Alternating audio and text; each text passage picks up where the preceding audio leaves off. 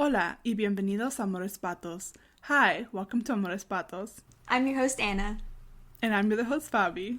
This is a podcast where two best friends get together and talk about Duck facts, duck lore, Duck sister, and DuckTales.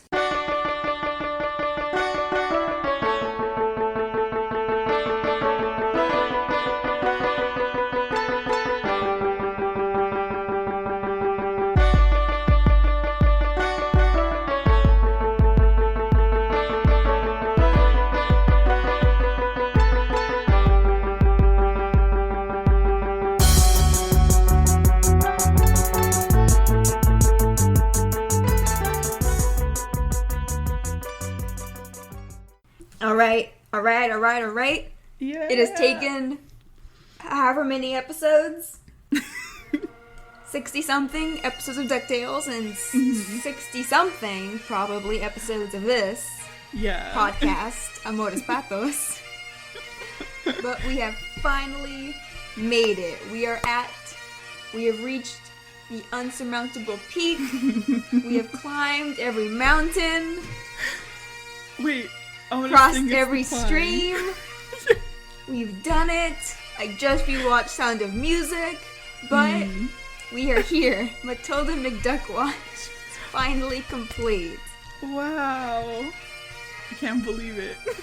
I did not know if we'd ever get here. I didn't either. I didn't know. I wasn't sure. But we persevered. Yes. And it We came got true. through it. We had big minds, big dreams, and it all came true. Oh, God. And I think that said we're kind of lukewarm about this episode. Yeah. Sorry, I was thinking of the Paul Rudd. Look at us. Look at us. Hey, look at us. Look at us, huh? Who would have thought? Not me. I don't know, not to be a bummer, but... Not to be a bummer. I don't know. We were talking about it earlier. We were just like... I don't know. We were talking about how, based on previous iterations of Matilda and Scrooge's relationship, we were hoping for a little bit more. Like, the episode is really funny. Yes, it's very funny. But I live off angst and character moments. Yes, yeah, we will get into that in the episode. We don't want this to be a bummer episode. No. We don't want to say we hated it, because we didn't. But, yeah, we'll get into the episode. We'll get into Matilda McDuck lore. Yeah. And we'll have a grand old time. Yeah. So let's see. So today we are recapping Season 3, Episode 18, The Fight for Castle McDuck. The story is by Frank Angonis, Madison Bateman, Colleen Evanson, Christian Magalhaes, Ben Simon, and Bob Snow. It was written by Madison Bateman. The storyboards are by Stephanie Gonzaga, Crystal Ureta, Brandon Warren, and Haley Foster. And it was directed by Matthew Humphreys. Our watches. The last time we will ever say it. Matilda McDuck watch. Yes. I did not keep track of how many episodes No. we listed it in. It's been too long. It's been a while, Yeah. but it came true. And I mean, I think we're pretty good with our watches. Besides the other one that I won't mention, our other watch. But for the most part, we've pretty much nailed every single watch. Yeah. Feathery. Some of them immediately came through. Feathery.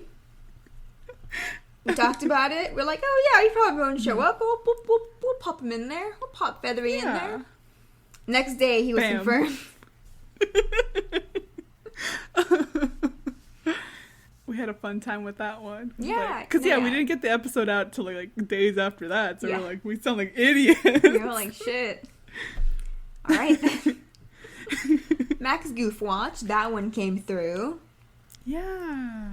And finally, Matilda McDuck Watch. For the last time. She's here. She's here. And like I said, our watch for the other guy. quite a nice little place here. Only hotel, I'm never stay inside. Are you entering a stage of grief? No. Anger? No. I'm fine. Okay.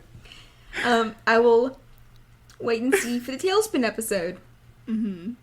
And then I'll lose my mind. You'll watch me have a breakdown on Twitter. Yeah. Follow us on Twitter, by the way. I don't want to spot us.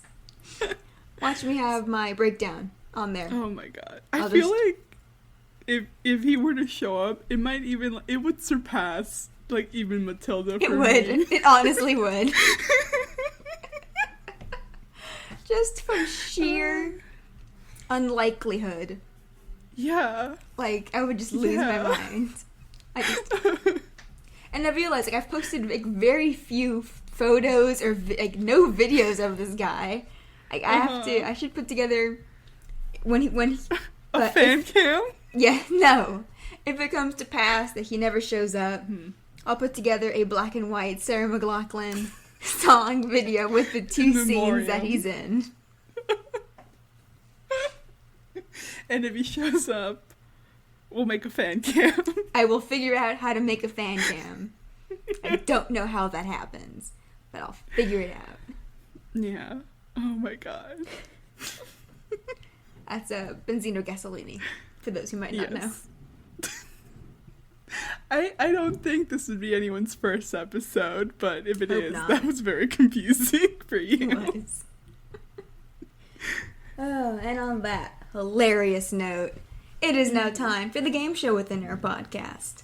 It is now time for Duck or False.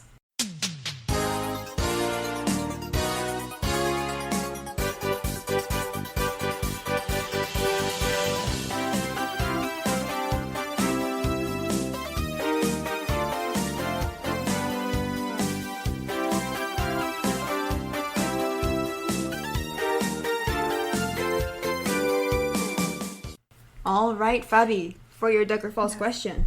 According to Don Rosa, Ludwig von Drake and Matilda McDuck are married. Oh, I don't remember who said it, but I want to say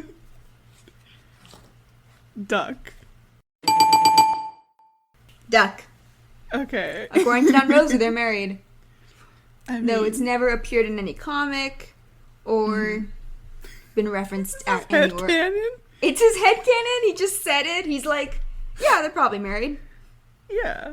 They're in a nice Christian marriage. Christ.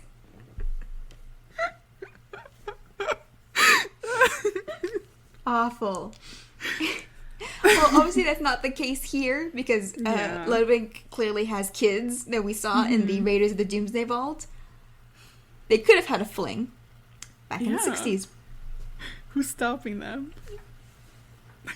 Sorry to y'all, Ludwig and Matilda shippers. I don't know if there are any. Probably. Maybe. I think the idea's cute. Yeah. But it wasn't meant to be. No. Not here. So, the episode begins upon the misty moors of Scotland. Yeah. Look very mysterious. Yes. Kind of misty, but not really. Yeah, not as misty as they should be. Yes. So, this episode, we are kind of popping back into the main plot of the season. Mm-hmm. Because the episode before this was the first adventure, which is obviously entirely flashback. And before that was New Gods on the Block, which was pretty much removed from the main plot. There's no mention of Fowl. Yeah, we're back with the main plot. We're back with Fowl in the present day with this episode. Mm-hmm. And for an unknown reason, I guess to record history, but Webby is like narrating all of this to a little like tape recorder. It's probably not a tape recorder, but it's a recorder. Yeah, that's probably like battery up. Fuck, wait. It's probably a tape recorder, right? I mean, it's not like her phone that she's recording into. Yeah. I guess my question was whether it would have an actual like tape, or would it be like a memory card somewhere in there. Oh yeah. Maybe memory card. I have no idea what modern tape recorders look like. My memory of it, my knowledge of it comes from an episode of The West Wing. Ooh. Like many things do. Yes, like many things do. The knowledge comes from my watching of The West Wing. Mm-hmm. But yeah. So when he's like narrating about like, you know, deep in the heart of Scotland is like the ancestral home of Clan McDuck, you know. And she mentioned specifically that their name is synonymous with greatness. Since when? And that, you know, these magical myths are supposed to keep the castle hidden all the time except for once every 5 years, which we already had heard back. Yeah, you guys know I can't remember the other secrets of Castle McDuck. Yes. Season 1. Mm-hmm. But that the mists are missing. Yeah. And the castle is revealed. Deep in the heart of Scotland lies the ancestral home of Clan McDuck, a family whose name is synonymous with greatness. Magic mists keep the castle hidden out of time, except for once every 5 years. So where are the mists? Mm-hmm. Does this mean his parents aren't immortal? Like the castle isn't like prolonging their immortality? Yeah, what is giving them their... It's the castle itself, because Scrooge built it with druid stones. Okay. So it's the stones in the castle, but that also, the stones also create the mist. Mm-hmm, okay, because when Scrooge is inspecting the stones later, he's like, something's up with the stones, like they're drained. Mm-hmm. Yeah. Yeah, so I guess, at the moment... Mm-hmm. They're aging. I mean, I don't know if I guess like they're back to regular aging. They're not gonna like they're not gonna like Mother Gothel turn to dust. They'll age naturally from that point. But yeah, they don't mention that. But I'm like, are they like under threat of like just dying now of old age? That's the thing. No one's really worried, and that's an issue. No one's worried in this episode. I like to do this. It sounds very dramatic now. Oh, yeah. 4 like adults my in this parents are gonna die. Like, there's not like a looming threat. Yeah, there are 4 adults in this episode, but not really. They don't act like it. But, yeah, so I think it's been a while since we've seen... Well, I mean, you guys on the block, we saw how much Webby idolizes Scrooge, but I mean, all the kids are doing it. Yeah. But here we see she's extended this hero worship not just to Scrooge. She's extended this hero worship from Scrooge to his entire family line. Yeah. And like the family name, which I don't think we've seen before. That's the thing. Like even in New Gods, it was weird that the kids were doing it to the extent that they were doing it. Especially at this point in the season. Season 3, when they've been on 80,000 adventures and fought magic out of spell and fought aliens and... Yeah, so even then it felt weird. And yeah, so here it's Webby's hero worship. It's amped up to 11. And in a way, like I said, we haven't seen before. We know she's investigated and she's been researching this family for most of her life, but it's never. I've always seen it as like an obsession of hers, but not like a hero worship type thing. Yeah. It's very like here. It seems very amped up, the whole sense of like they can do no wrong. Yes. Like Scrooge can do no wrong, and by extension, like none of his family can ever do no wrong. Yeah. Like we've seen it a little bit, like I think it's in 87 Cents where she just kind of like does not admit to the fact that like Scrooge isn't doing well at the moment. But it wasn't like the focus, and it was small enough that you were like, I buy Webby, like thinking Scrooge always has like a master plan when now he's just incredibly sick and acting crazy. Yeah. But I feel like we said we weren't gonna start negative, and here we are. We already have. But yeah, I found myself watching this episode and just kind of being like, Webby, it's okay. Like, yeah, like it's fine. like it's not. I mean, I wouldn't mind so much of the family fights because it's funny. Yeah. If we didn't have Webby being so disproportionately concerned by it. Mm-hmm. It's very much like, I think I said this to you, like, very season 1, first couple of episodes, like, I have never ever seen a family fight. Yeah. Because I don't know, like, I haven't had that, like, structure specifically in my in my family. Like, yeah. I don't imagine her and Beakley, like, getting into screaming matches. No. You know?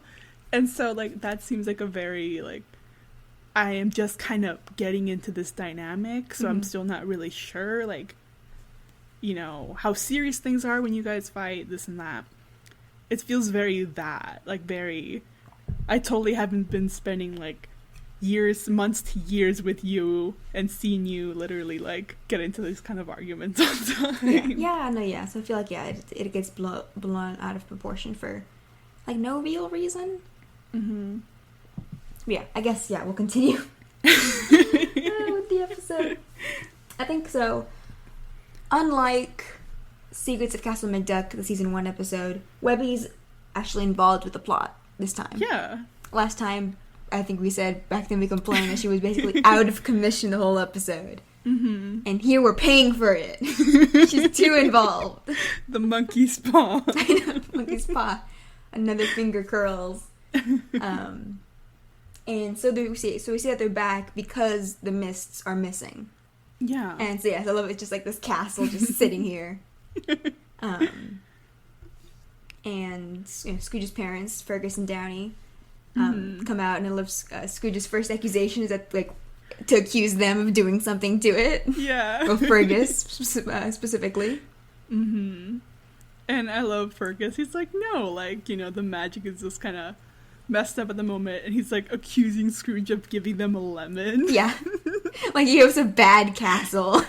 It's a typical homecoming as Scrooge and his father perform a traditional Scottish greeting ritual. Oh, let's just be thankful for this unexpected visit. Even though they had like their big moment of reconciliation, like I did buy them like immediately just getting right back into it. But Scrooge is willing to, he does like hug his mother and stuff when she comes in to like break it up. Yeah, break it up. And there is more Downey in this episode, like we complained about last time. There was little to none. Anna, you're gonna have to remind me of things I said years ago at this point. I just remember how upset we were that we didn't get a lot of her in the Secrets of Castle McDuck. There was no women allowed. No, oh my goodness. So this episode does make up for that. We see Webby immediately goes to interview Downey. Yeah. About all the secrets she might hold.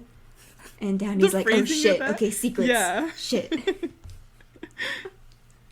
Oh. Then she like kind of like goes, but she's like stammering, and they kind of fade away. And we see what the boys are going to be up to this episode, or two of them.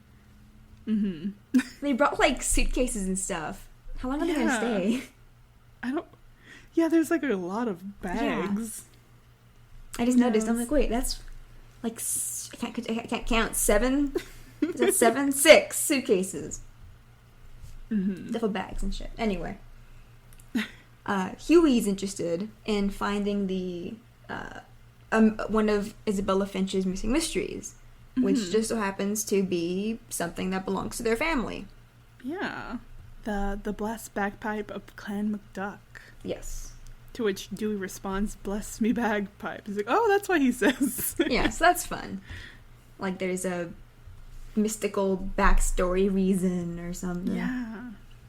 And we see the little we see the drawing and stuff in the journal. And so the conflict sort of will be between Huey and Louie, because Louie just wants an easy score. Yeah, like I think he says that because last time they were in the castle they tripped all the traps, so this should be easy. Meanwhile, Huey obviously wants to go step by step and carefully follow all the clues and do this right. Do things by the book. And yeah, Louie's very dismissive of Huey. Cries. And Dewey will kind of just do his own thing this episode. Yeah, he's just gonna kind of chill. Yeah, I just realized that. Like, he's not teaming up with Webby, but he's kind of accompanying her. Yeah. Yeah. And...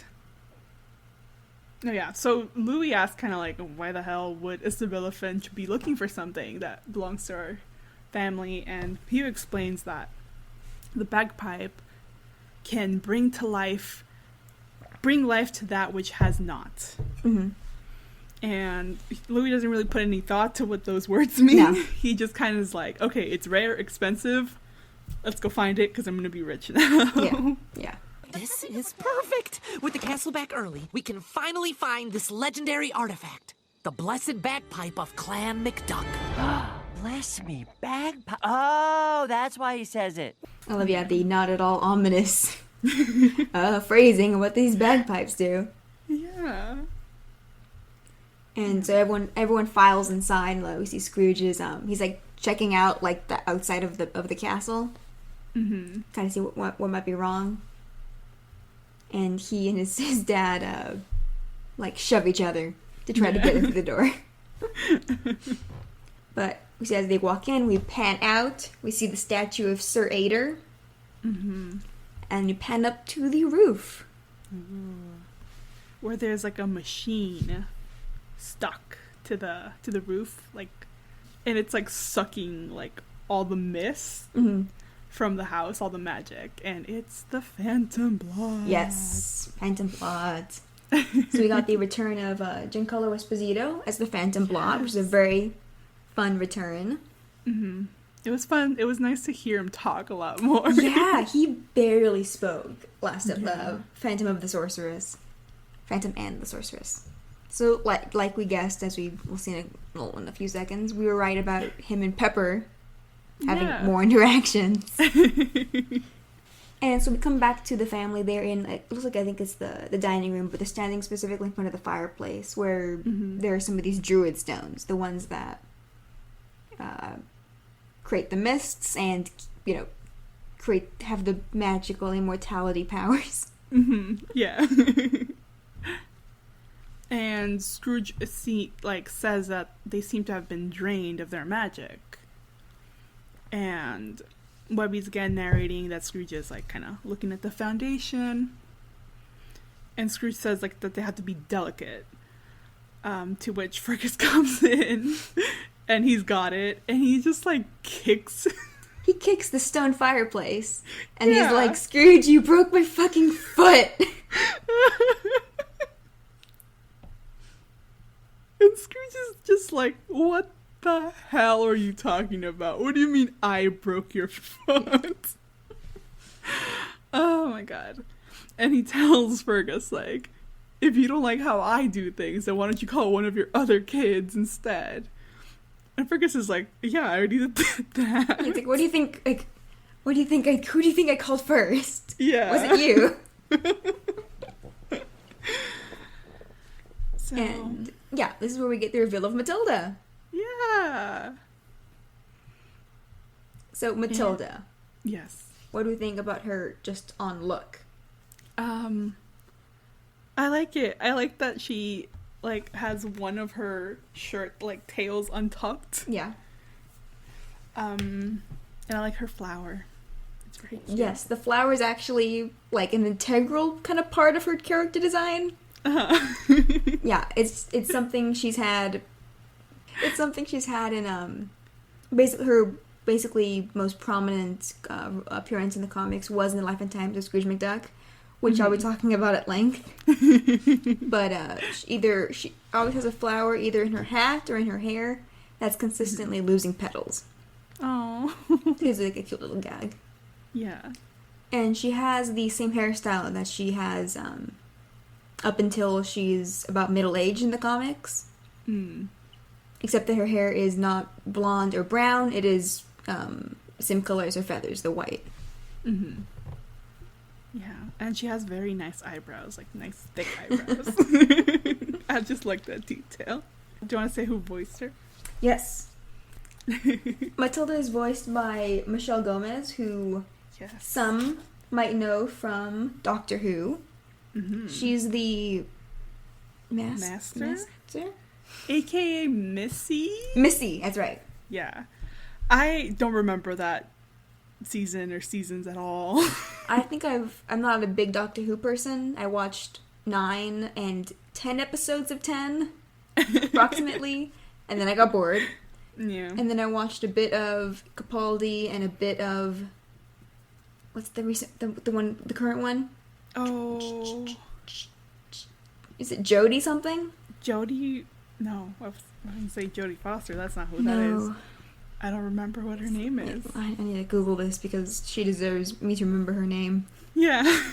Current Doctor... Fuck. Jodie Whittaker. Okay. I've seen a bit of that. And I think I've seen at least one episode where Missy is present. Okay. But I really, she does a very good job as Matilda. Yeah, it's very fun. I love like the way she says certain words. It's very like characteristic, and yeah, she just does a very fun job. Yeah, it's just a lot of fun with this voice. And obviously, Michelle Gomez is Scottish. Yeah. So we got just a whole bunch of actual Scottish actors voicing these characters. And the Scottish accents are fun. Mm-hmm. Yeah, I love to like hear their little like phrases and idioms and stuff. It's always fun as a Spanish speaker. Yeah, I know. To see like other people's like that they feel like natural. The dialogue feels natural because they're actually Scottish people talking. Yeah. It's very fun. But I will get into my Matilda McDuck lore because I really like this character, and I wish the episode had done a bit more with her. Mm-hmm. First, you need to hear what was done with her before. Yes, so that we can compare and see where this character came from. Yeah. So Matilda McDuck was created originally by Carl Barks. She was Scrooge's sister, and she was added to his personal family tree, the one he kept for his own reference, in around the 1950s. She was only ever mentioned in Carl Barks' comic. She was mentioned, as far as I can tell, once. Okay. At least once. And the first time being the comic Losing Face, published in 1956. And Carl Barks, not sure what this is, but according to Carl Barks, she is Gladstone Gander's adoptive mother and Gustav Gander's wife. Okay. So she's not Gladstone's biological mother. Either she married Gustav after Daphne Duck passed away, or she married him first, and then they divorced, and then he married Daphne Duck. Yeah. Okay. Though in the Italian comics, I fell down a terrible rabbit hole. Tell me what the Italian comics. And then this led down a deeper rabbit hole that I did not dare to tread. Oh, God. But Oscar Gander. Okay. Gladstone Gander's half-brother, technically. And Scrooge's nephew? ? And potentially Matilda and Gustav Gander's son? ? Okay. Because the Italian comics do not clarify. So this character, who looks real weird, I had to look him up in the Italian Duck Scrooge wiki.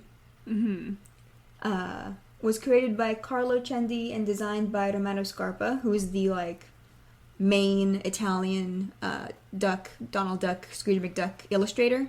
He first appeared in the comic Uncle Scrooge and the Bespoke Amulet, which was published in 1962. And yeah, he looks weird. How easily will I find a photo of him? Pretty easy. Look up Oscar Gander, and it's like the third or fourth. It'll be like a full wiki page. I cannot apparently spell Oscar today. But let me send it to you. I just texted it to you. Okay. Huh. I don't like that. No. No. Oh. And then researching Oscar Gander, I learned of the terrible reality of Scrooge McDuck's twin brother. What the hell? His name was like Cheery something.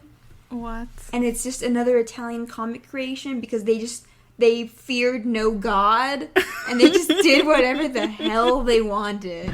Oh, what? Like under like siblings of Matilda, it was like 5 siblings, and I'm like, who are these people? What? And like, you should know, you're a resident expert. I was scared. Like, I looked at this long list, and I'm like, who are you people? Who are you? I want to see if I can What the find that list hell? again. Yes, okay.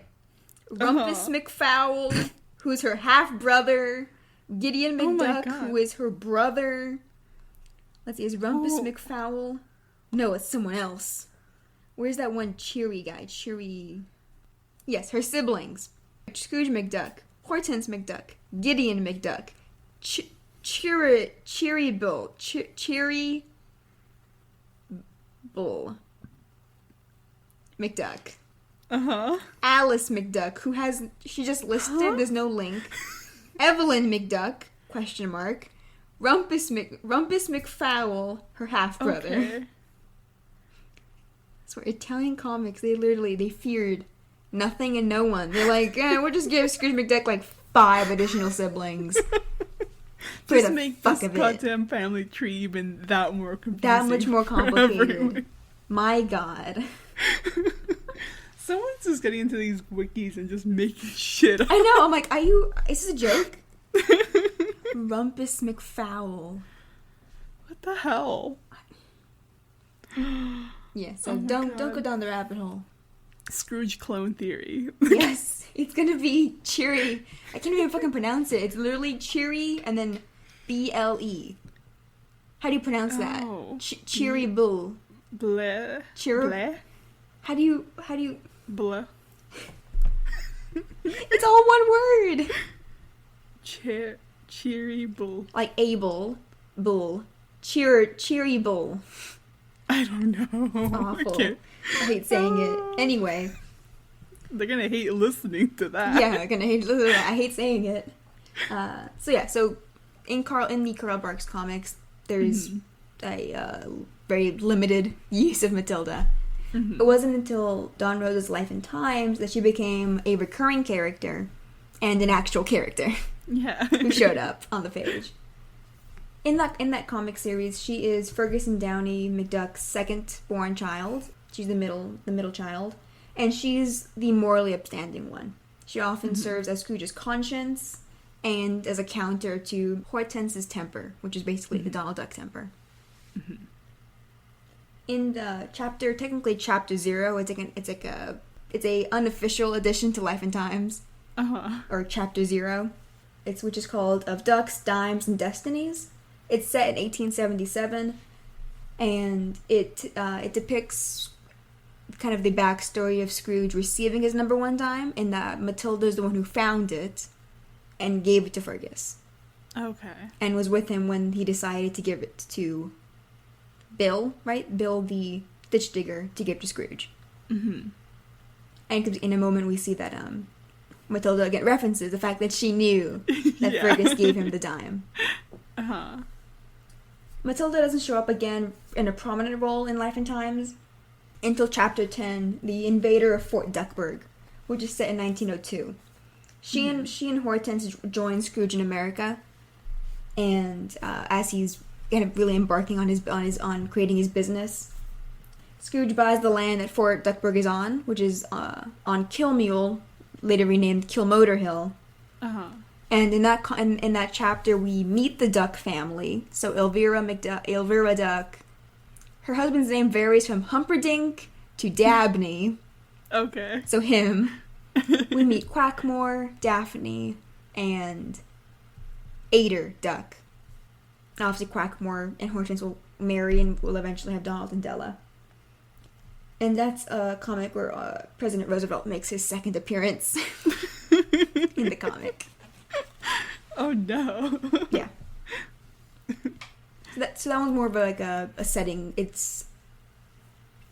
I recommended people read Life and Times. You can definitely find it online. I think because seeing Scrooge interacting with the sisters is something so unique. Mm-hmm. I think across comics, but also obviously in all of DuckTales, we don't often see Scrooge interacting with his family, outside of the nephews and Donald. Obviously, this current DuckTales changed that completely, which I really appreciate, being able to see these characters who have only existed in comics being brought into animation. Mm-hmm. And pertaining to Life and Times, the following chapter that we see Matilda and Hortense is the following chapter. It's chapter 11, The Empire Builder from Calisota, which is the entirety of the chapter begins in 1909 and ends around 1930. Scrooge's sisters have been helping him run his business for the last several years. They have been basically running the home office in Duckburg. Okay. While he goes all across the world, and they often accompany him, but no, they don't. At the point of the chapter. He'll go all over the world making business deals while they're stuck managing what becomes the money bin. Mm-hmm. So when they finally do accompany him, it's when they go to the Congo.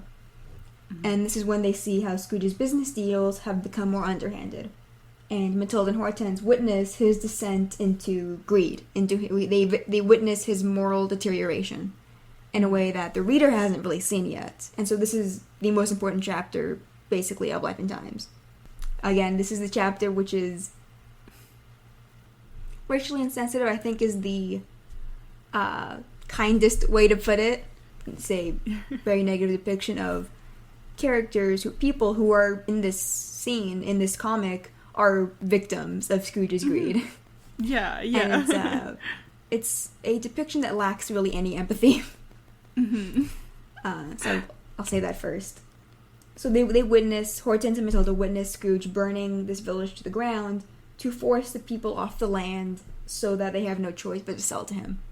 Mm-hmm. And in that comic, they witness this and they leave. They return to Duckburg and without Scrooge and give him an ultimatum to fix things between them. Yeah. And he doesn't. For 20 years, he avoids going back home.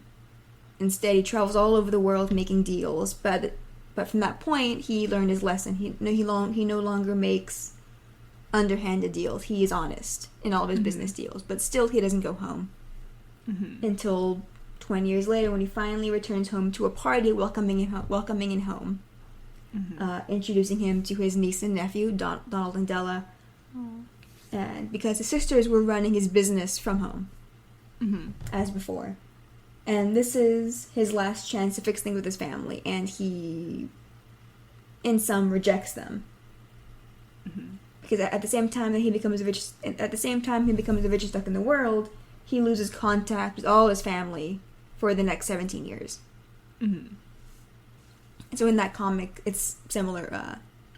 Though there, Hortense is a much more not powerful. She's a much more vocal and, I don't want to say antagonistic, hostile, I guess. Yeah.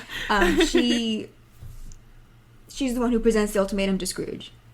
And Matilda, meanwhile, is she's the conscience. She's a much more gentle character. And so Hortense is the one that forces her to leave with her. Not forces, but pulls her along. So that she's not going to let Matilda keep holding out hope that Scrooge will try to make things right. That he'll change. Yeah. Yeah. Flash forward 17 years to the Don Rosa comic, The Old Castle's Other Secret, or Letter from Home. This is a comic I think I mentioned in the last Castle McDuck episode, the Old Castle's... No, wait, I just said that. Castle McDuck's... Wait, fuck.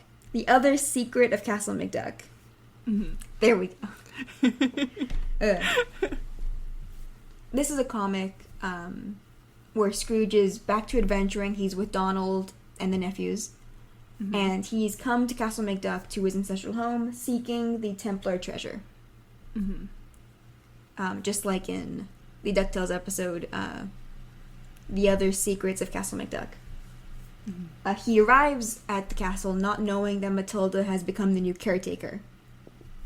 And this is a Matilda who is no longer as kind and gentle as she was, and it seems in a way that seems to be kind of making up for Hortense's absence.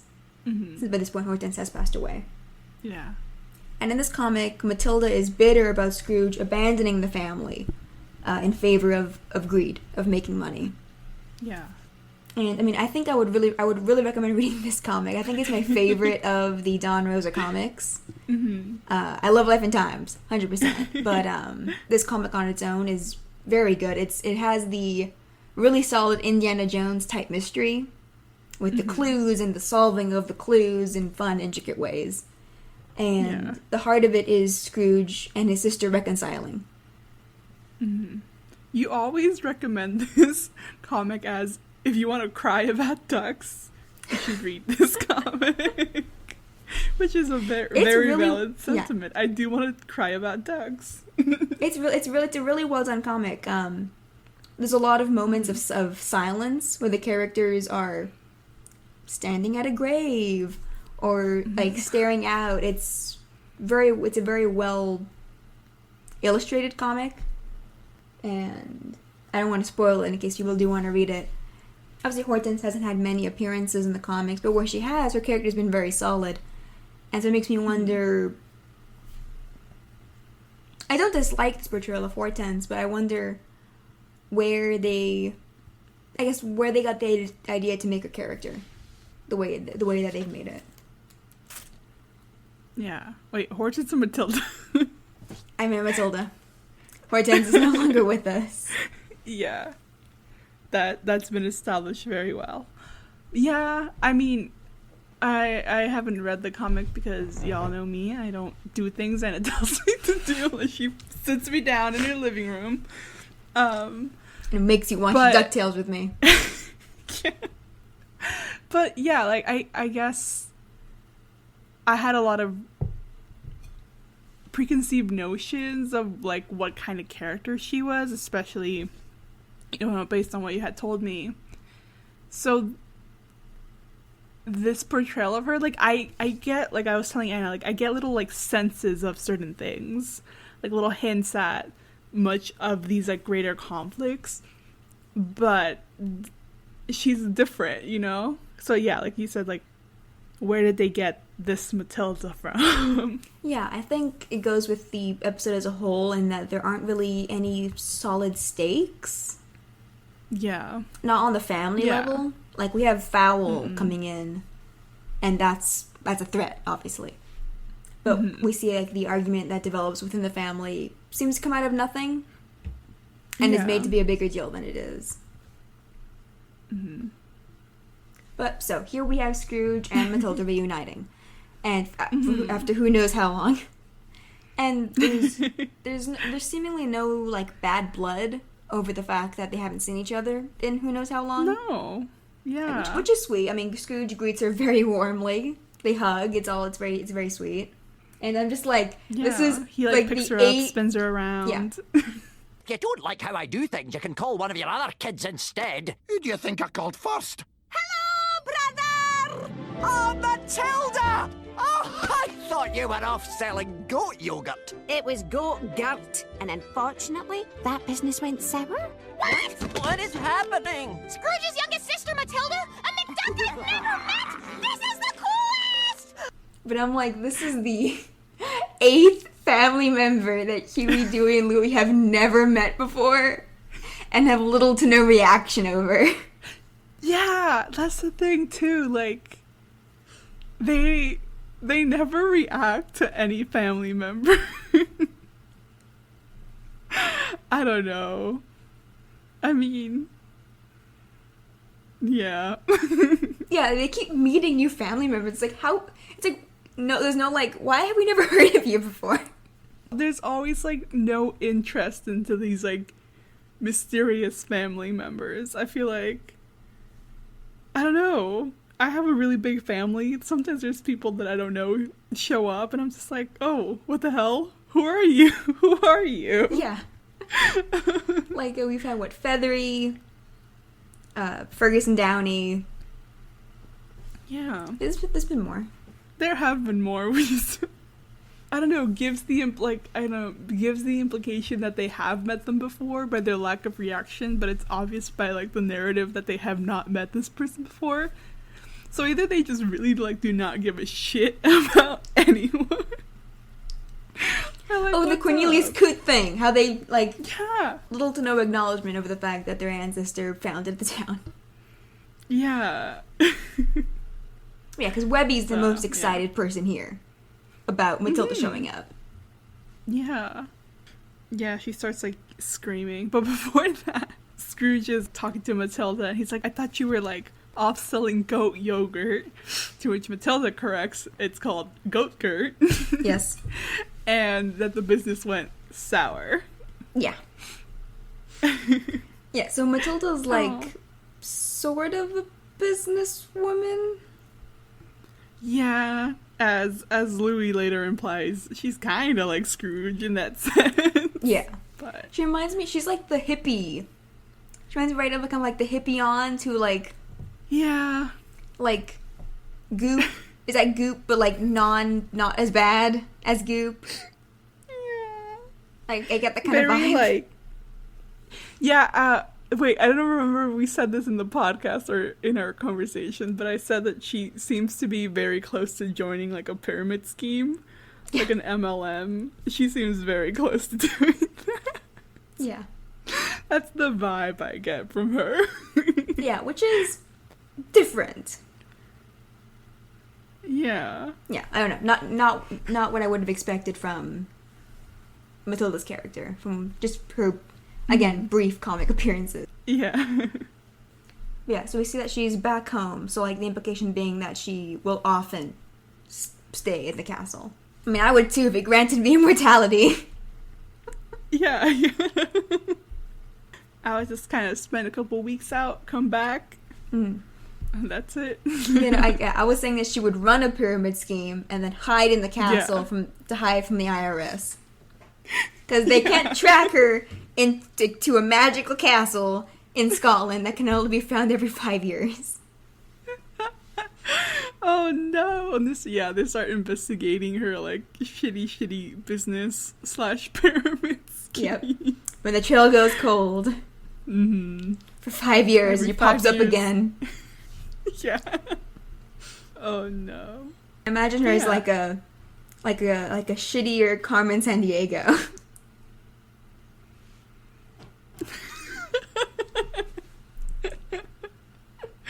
She's just like, oh, that's who she reminds me of.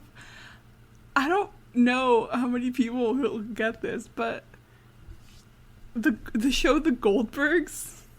Vaguely know. The dad of that the dad of that show has a brother who's played by the guy that plays Jacob in the Harry Potter prequels. What are they called? Who's Jacob? Oh! Yeah. The one character I liked. Yeah, the one character I like too. So the American. He's played by him, and he's kind of like the younger brother that always has, like, a business venture that he's trying to do, but it always fails. Like, at one point he has, like, the DeLoreans that he's trying to sell, but, like, you know, there's no parts for those cars, so what the hell, no one wants to buy one of those cars.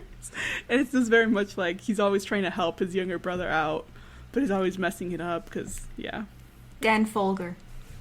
That's his name. I never remember his name. I had to but look him I always up. see him in things. He's a very funny actor. He has a Cadillac, and then he, like, points to it, and he's like, it's the Cadillac of Cadillacs, and that line always kills me. It's the Cadillac. It's the Cadillac of Cadillacs. But yeah. That would have been funnier if Matilda ran a pyramid scheme. Maybe she is. Maybe she has a lot of businesses. We don't know what she's been. She, like, probably like sold Avon in like the 60s and shit. You know. But point is, none of the kids are interested in her except for Webby. Yeah. No, the kids could not care less. Because, I think this is when Dewey smacks Huey to prove that, have you ever smacked your sibling hard enough that the other one feels it? Yeah. I'm like, dude, she doesn't have any siblings. She has you guys. Yeah. She punches one of you, all three of you black out. Mm-hmm. And Webby is when she, like, starts her thing of, like, of course they wouldn't ever, like, argue. Like, she says that they're better than that. Yeah. They're McDucks. I know. It's like, ooh. It's like, what, girl? Like, you've seen your grandmother spray Scrooge with a water bottle. He's not better than that. No. Like, you know how he drinks his tea. Like, just based on that. Christ, yeah. His month-old tea bag. So why just hot water? That's just hot water with milk. Yeah, just place like a tea bag next to some hot water and make it have hot, like tea thoughts. The exact same sensation. How do you even preserve that tea bag? Does he have Beakley keep the tea bag in the fridge for a month? I guess, yeah, because it would probably get really moldy. It would get moldy. I'm pretty sure, and I'm like, I don't know, would Beakley like just straight up lie to him and be like, I'm not fucking doing this? She's like, I'm British. I am not gonna let you desecrate a tea bag that way. She's like, oh yeah, the same one. Yeah, she just like ran it under the tap for like a couple seconds, and it's like, yep, same one. Yeah, she like drinks the first like steeping tea. Yeah, and then she gives the tea back to him. And that's it. Oh, I'm glad we solved it. Yep. Oh, you can tell when we don't really enjoy an episode. I know. We create a backstory for Scrooge's gross tea. Oh no. Oh no. Okay, so Webby idolizes Matilda. Mm-hmm. And Matilda's like, all right, I'm a businesswoman. She tells Webby that she has great taste. And Matilda starts talking about her newest business venture. Yeah. Which is an emu farm. Sweet. And you? Hi, I'm Webby. I just met you, but I idolize you. Got good taste, this one. Well, you may be interested to learn about my exciting new business. A businesswoman, just like her brother. It's an emu farm! Well, not just like her brother. Mm-hmm. It's a very exciting new business. And she has a live emu that pops out behind them. Yeah.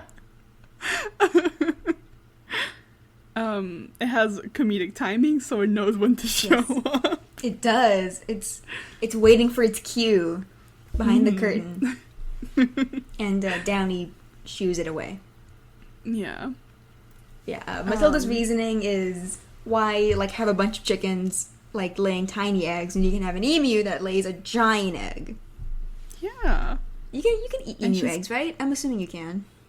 I think. What's the difference between an emu and an ostrich? They look different.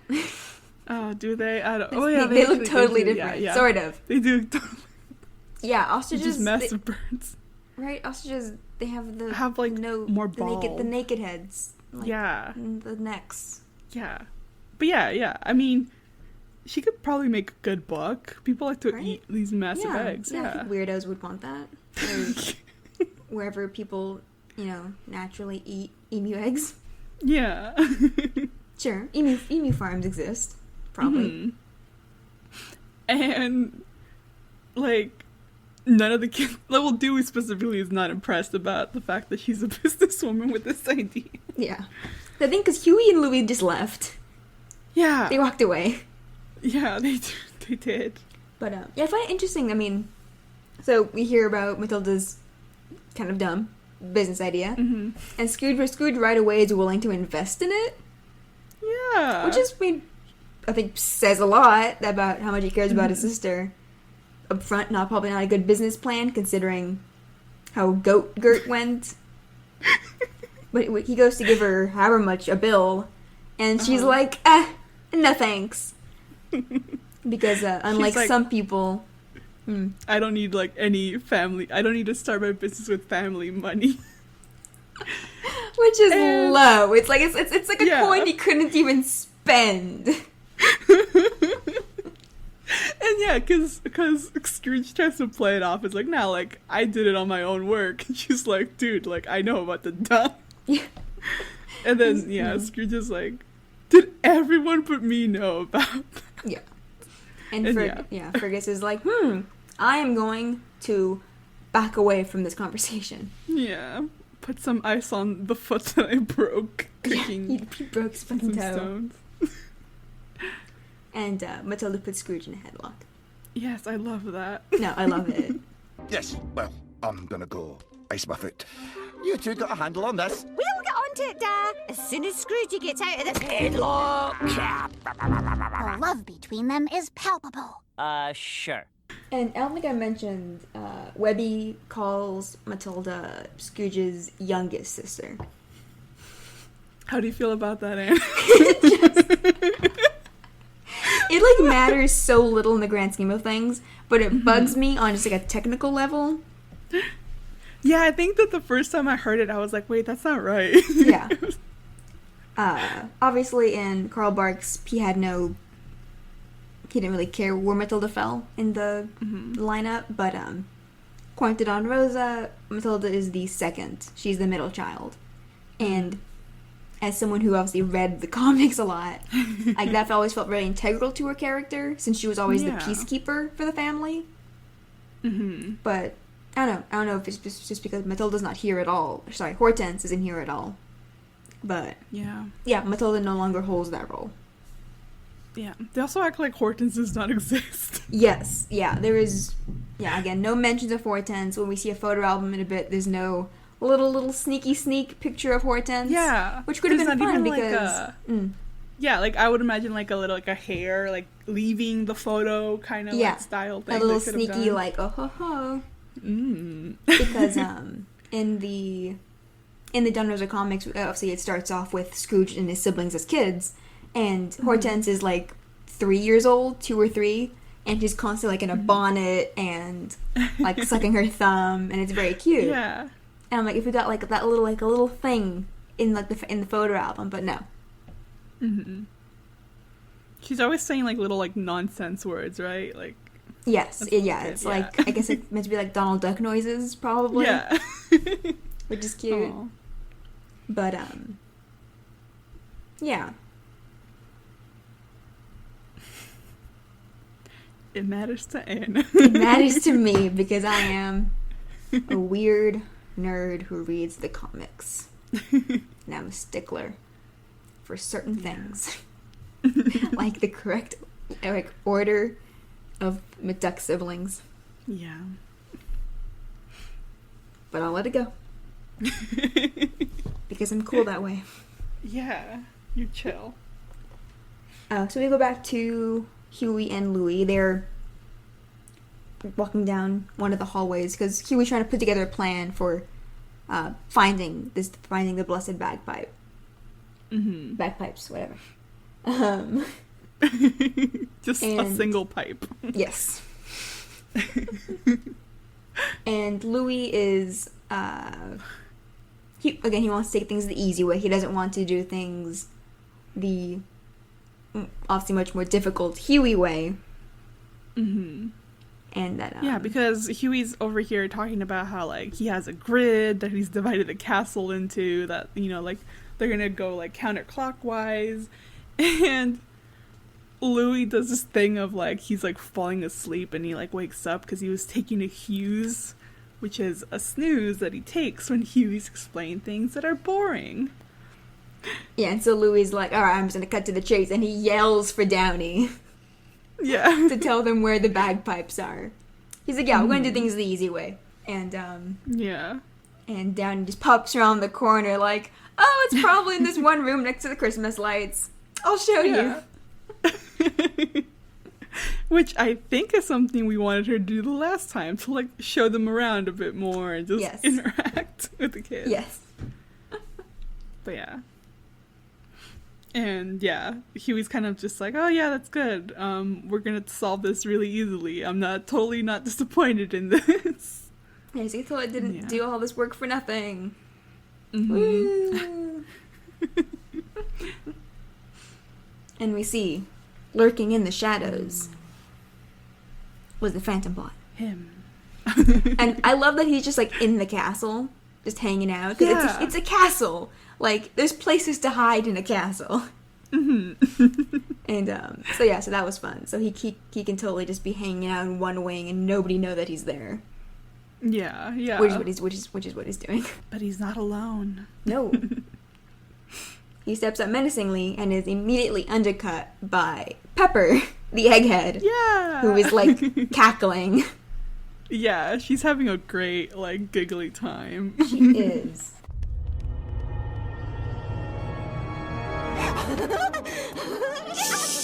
Would you please be quiet? Oh, so sorry, Mr. Blood. This is my first mission, if you can believe it. So honored to be your partner, by the way. So we saw Pepper very briefly in The Phantom and the Sorceress. Mm-hmm. She's voiced by Amy Sedaris, and Ooh. I love her. Yeah. She's so fun. She's super fun. And I think we've mentioned before that how the Eggheads, the name was changed to Eggheads rather than Eggmen from Darkwing. It makes so much more sense for them to be called Eggheads. Like on a pun level. Yeah. Yeah. Even just that. Yeah. They blundered it before. They did. They fucked it up. But, yeah, so here we see an Egghead with a name and a personality, which has not happened before. No. They're very much like anonymous, nameless. Goons, yeah. Yeah. Do you think Eggheads can only be ducks? We've only seen duck Eggheads, right? Oh, yeah. I mean, maybe. I mean, I feel like any species can be an egghead, because it's just like, it's the egg helmet. That's where the joke comes from. But we only see ducks. I mean, we can have like a bear or like a dog person. Yeah, like it's a possibility, but yeah, we have not seen any. Yeah. I hadn't noticed that. I was thinking about that. I'm like, why is there like a species requirement? Is it for the joke to work? I think it's for the joke Fowl to work. will only hire. They're like, we have a pun going on here. We have a joke going on. Yeah, it's like in the job application. Non-birds need not apply.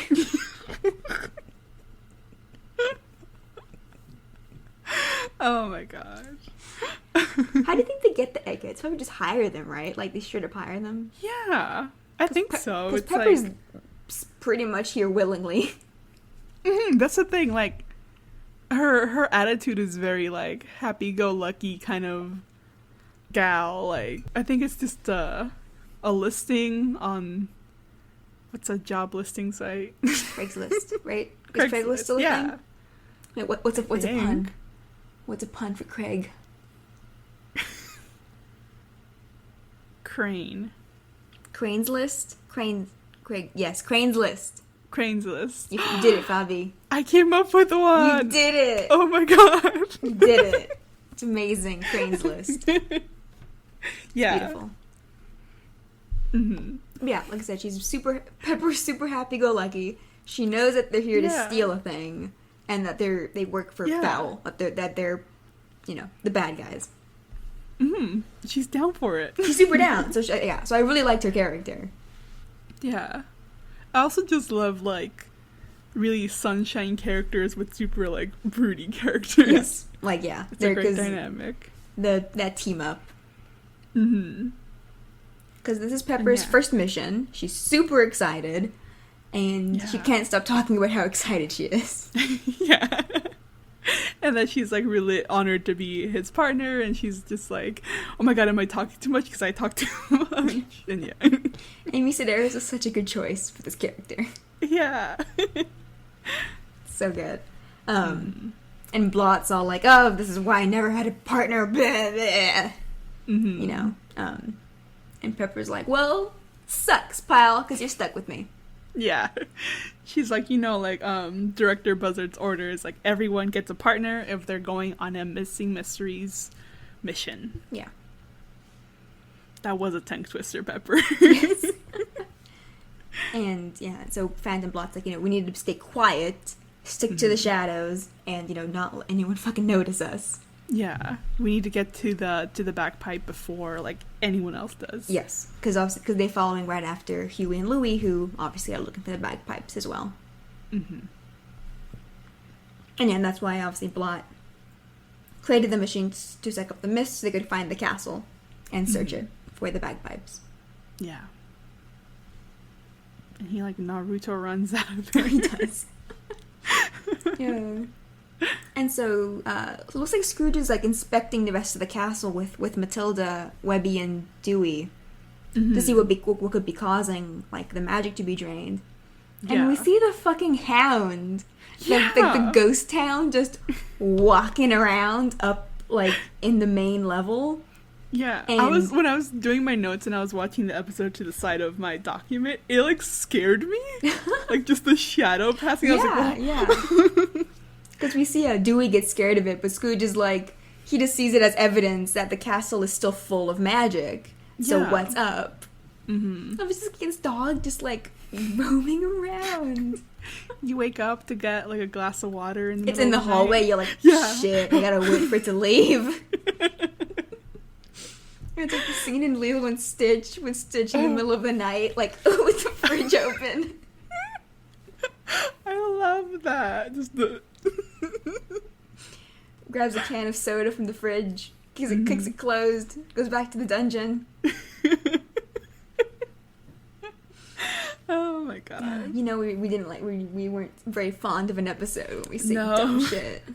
And we already had, like, an hour conversation before recording about this. And it was just shitting on it. Yeah. How do we say positive things now? I don't know. This is gonna be a short episode. We're freezing. We just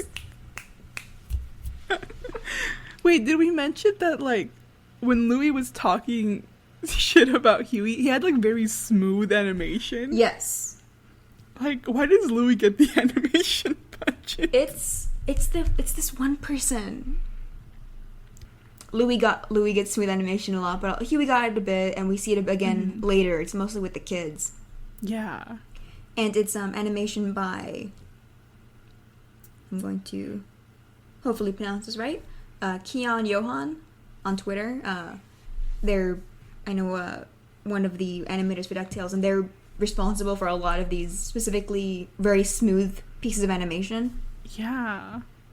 They're always just fun to look at, and, like, I feel like you get a lot of, like, nice expressions. Yeah, they're very lively and very, very smooth animation. Yeah. So that's a compliment to the episode. Yeah. What? That's a compliment to the episode. Yes. That's one. All right, one. Hey. 2, they let Downy speak. Yes. Aww. I wish you could see, like, her grandchildren, but I love that. I love for her to see them. That'd be cool. But And so on Scrooge, Matilda, and the kid inspection, they pass by my favorite room because of all just the cool statues. yeah. It is the statuary hall. Mm-hmm. That is, as I said, full, as its name implies, full of, like, 20-foot statues of various McDuck ancestors. Mm-hmm. They are the most legendary members that are, like, as Matilda says, memorialized in stone for all eternity. Yes. Who's carving these? Yeah, what the hell? Some of these are fairly recent. Like, the most recent is a bust of Dirty Dingus, Fergus's father. Yes. Meanwhile, Fergus's mother, Molly Mallard, gets one of the giant 20-foot statues. Uh-huh. Like, deserved. Apparently Yes. your backstory is sad as shit. That, like, I feel like I don't remember anything, but I remembered Molly's name. I was just like, I was like, Molly, why are you so sad, even in your statue? Yeah, her statue, yeah, she looks real sad. And she gets done dirty later. And now Like- she gets blown up. But in the statue we see at the entrance, we see Seafoam McDuck and Quagmire McDuck. Quagmire is Fergus's uncle, I think. Uh-huh. And let's see, we see, I said Molly Mallard, we see Simon McDuck, who is the Templar, the treasurer for the Knights Templar.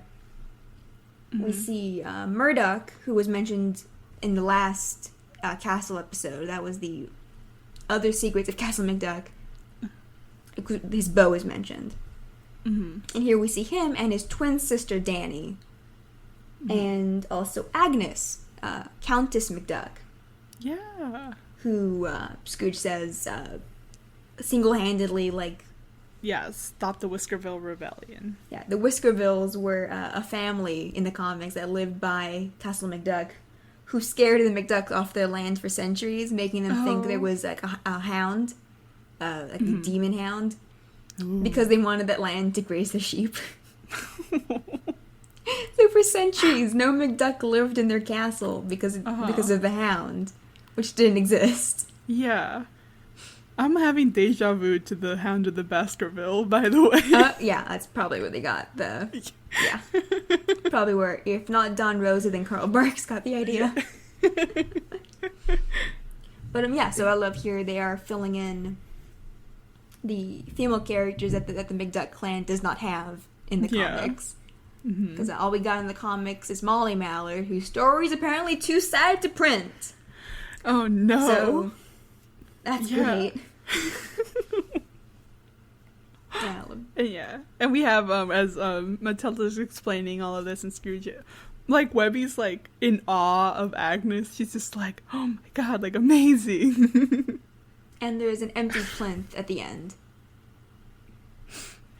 And to which Dewey says, oh my god, one of our ancestors was invisible? Yeah. I'm like, no! Oh, like, the whole end. So, like, I mean, I guess technically, Scrooge and Matilda are the last McDucks. Technically, like, they're the last ones with the name McDuck. Yeah. But, I guess the kids are still Clan McDuck, technically. Yeah. Yeah. And, like, the whole end, so I'm like, where are you going to put the rest of them? Like, it's going to bulldoze and make the hall longer. Is it like a second empty hall? Will it put the overflow? They just shuffle them down every couple of Oh god, these like 20-foot solid stone statues. God. But yeah, so there's the empty plinth at the end, which is for the next great McDuck. Yeah. Yeah. And Webby immediately, like, no hesitation, is like, oh my god, like, you mean like Uncle Scrooge? Who's still living. Yeah. And then there's this beautiful silence as they turn to look at her.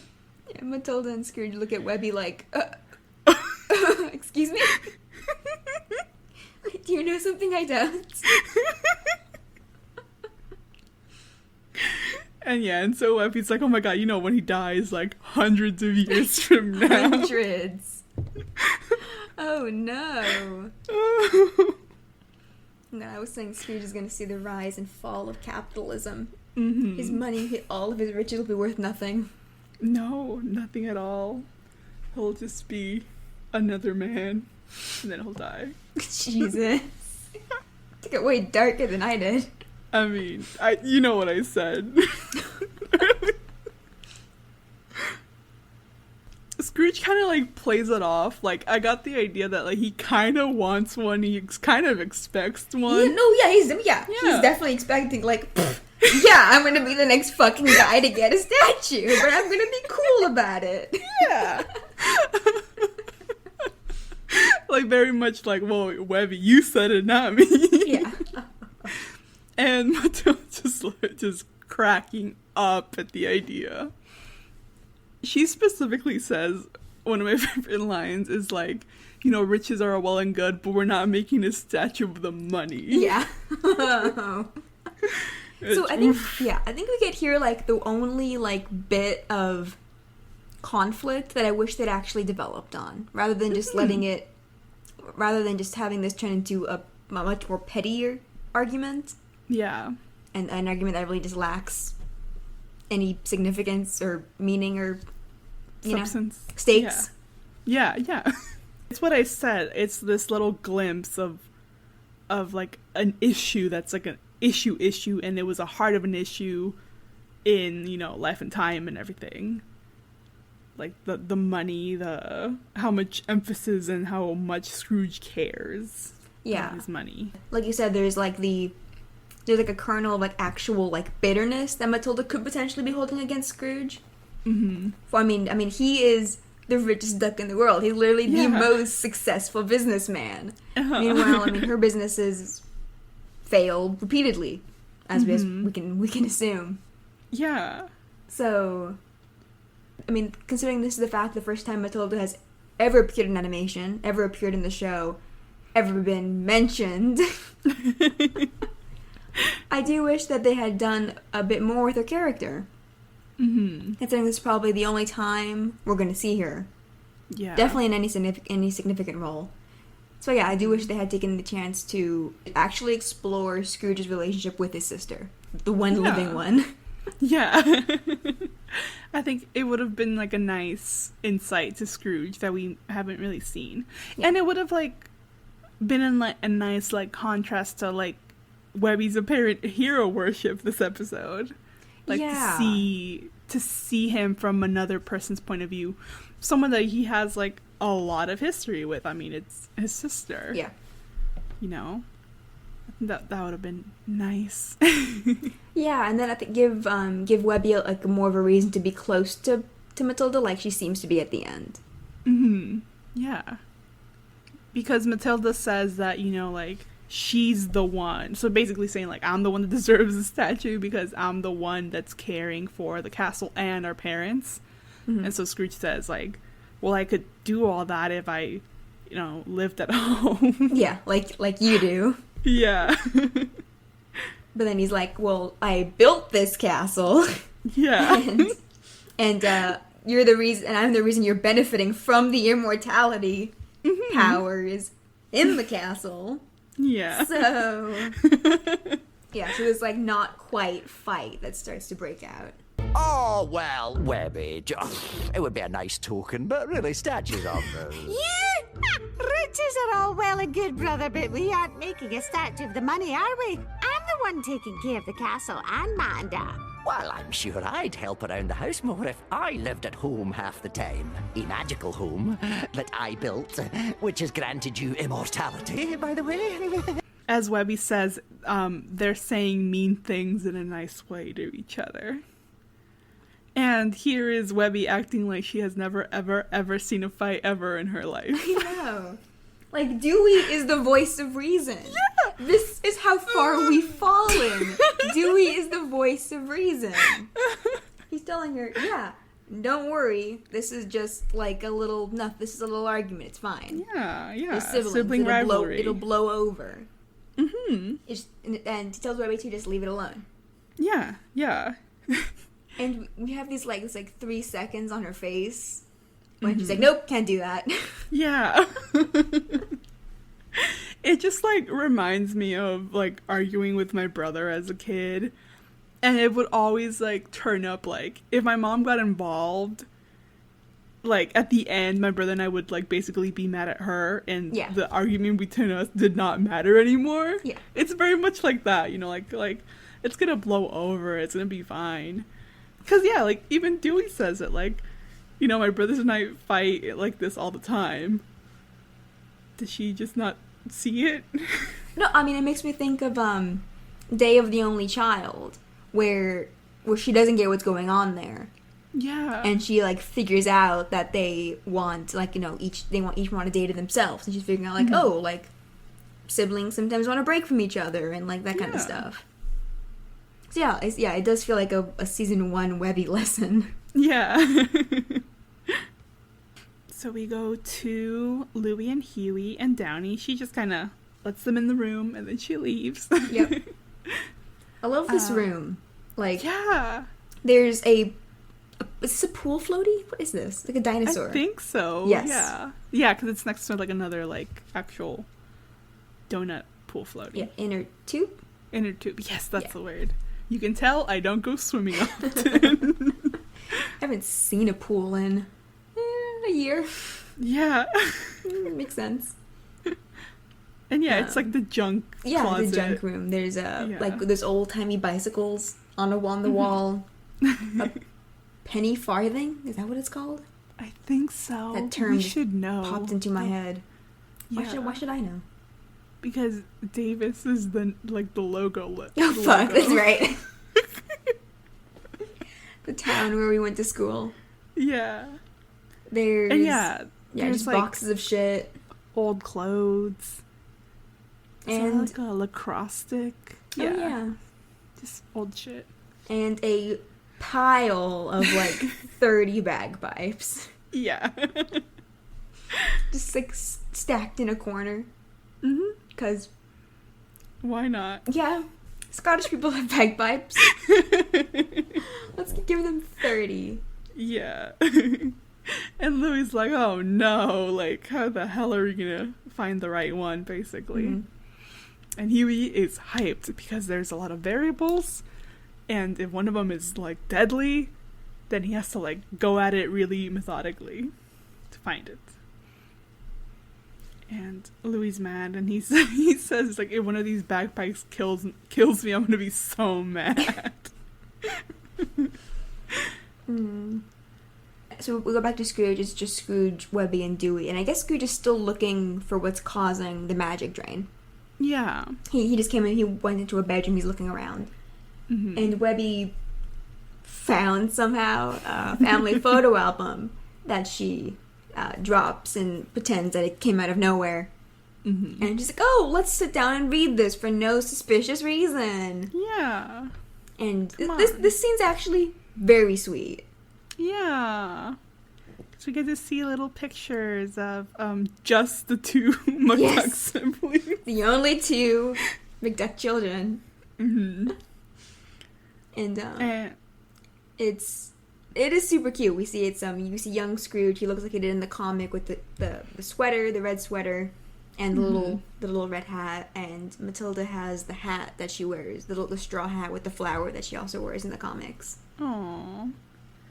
And Scrooge is talking about how this photo that we're seeing is of their first business, McDuck's famous mudslide pies, which are made with real mud. Yes. And he says that they only made a penny, but that they had a lot of fun. And yeah, I think making mud pies is such a fun childhood thing. Oh, it's so much fun. Yeah. Webby's trying to show Scrooge these pictures to like convince him like to let go of like any petty like rivalry with his sister. Yeah. And it seems to work. Like Scrooge does, like he hugs Webby and tells her like, oh, like don't even worry like about that. See, why don't you forget about the statue and love your sister again? Oh, didn't fuss yourself, lass. Of course I love my sister. No silly family squabble could change that. Matilda! Yes? You said Whiskers ran away! He sees something in the photo album that makes him immediately pissed. Yes. And cut to him bursting into Matilda's room. And look, we get this brief pause of her brushing her emu. And this shot, we see like there's a framed photo of two emus. We see what I guess is leftover goat girt in various boxes and stuff. A plush emu. Her plan on like a chalkboard. Yeah. And yes, this massive emu that she's brushing. And I love her, like, yes. Yes. After Scrooge storming in and yelling her name furiously. And we see that she told him when they were kids that Whiskers ran away. Whiskers being the clump of hair that was his pet. As mentioned in the other secrets of Castle McDuck. Yes. But what she actually did was take Whiskers and painted him. painted his fur. Yes. And he has photographic evidence Oh. of her doing this with this, like, extremely mischievous expression. Like, she knows what she's doing is wrong. Who took this photo? Who took this photo and let this happen? Who colorized this photo? This evidence of her crime.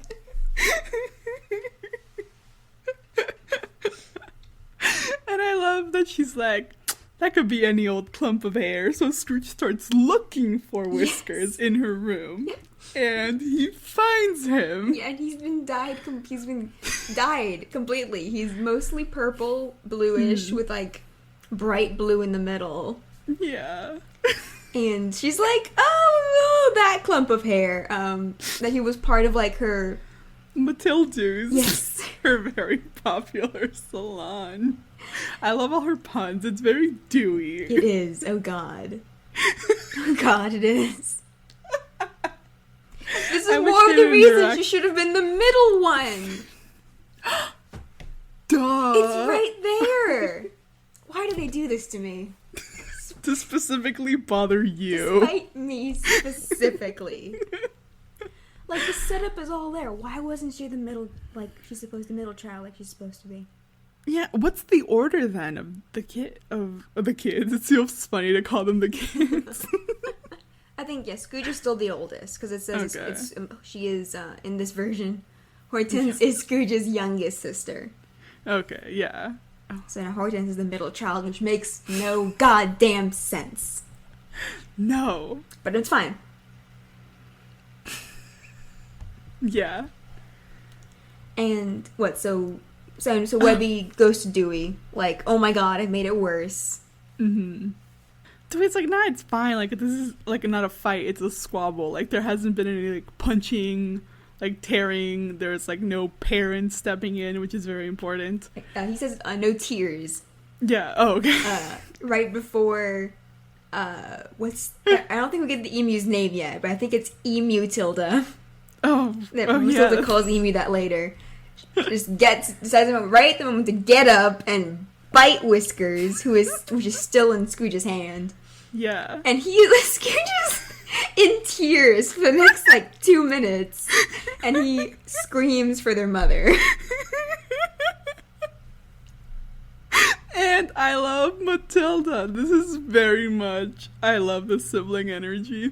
She says...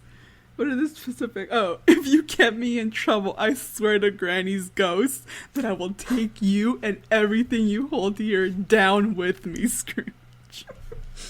And then we have Scrooge chasing after the emu with tears in his eyes as Matilda clings to him so that he won't hurt her emu.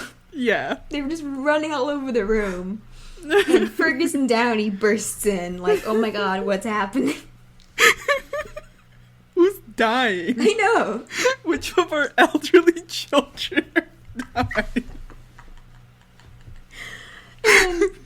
I love because it's like kind of in the background, but like Scrooge, the emu beats Scrooge. It throws him around and he lands on the floor on his back.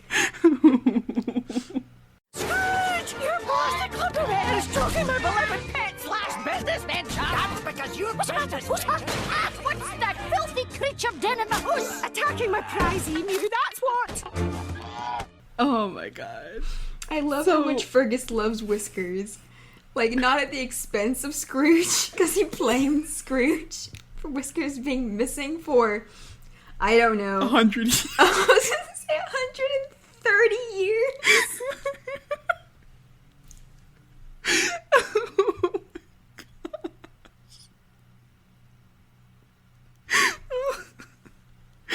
And Downey's just pissed that the emu is in the house. Oh, that's the thing. Downey's like, what the fuck is this ugly, filthy creature doing in my house? And Matilda replies, attacking my prize emu, that's what. It's like, ooh, burn on Scrooge. I didn't even notice that. And yeah, that's when Fergus is like, Whiskers, my son, What did Scrooge do to you?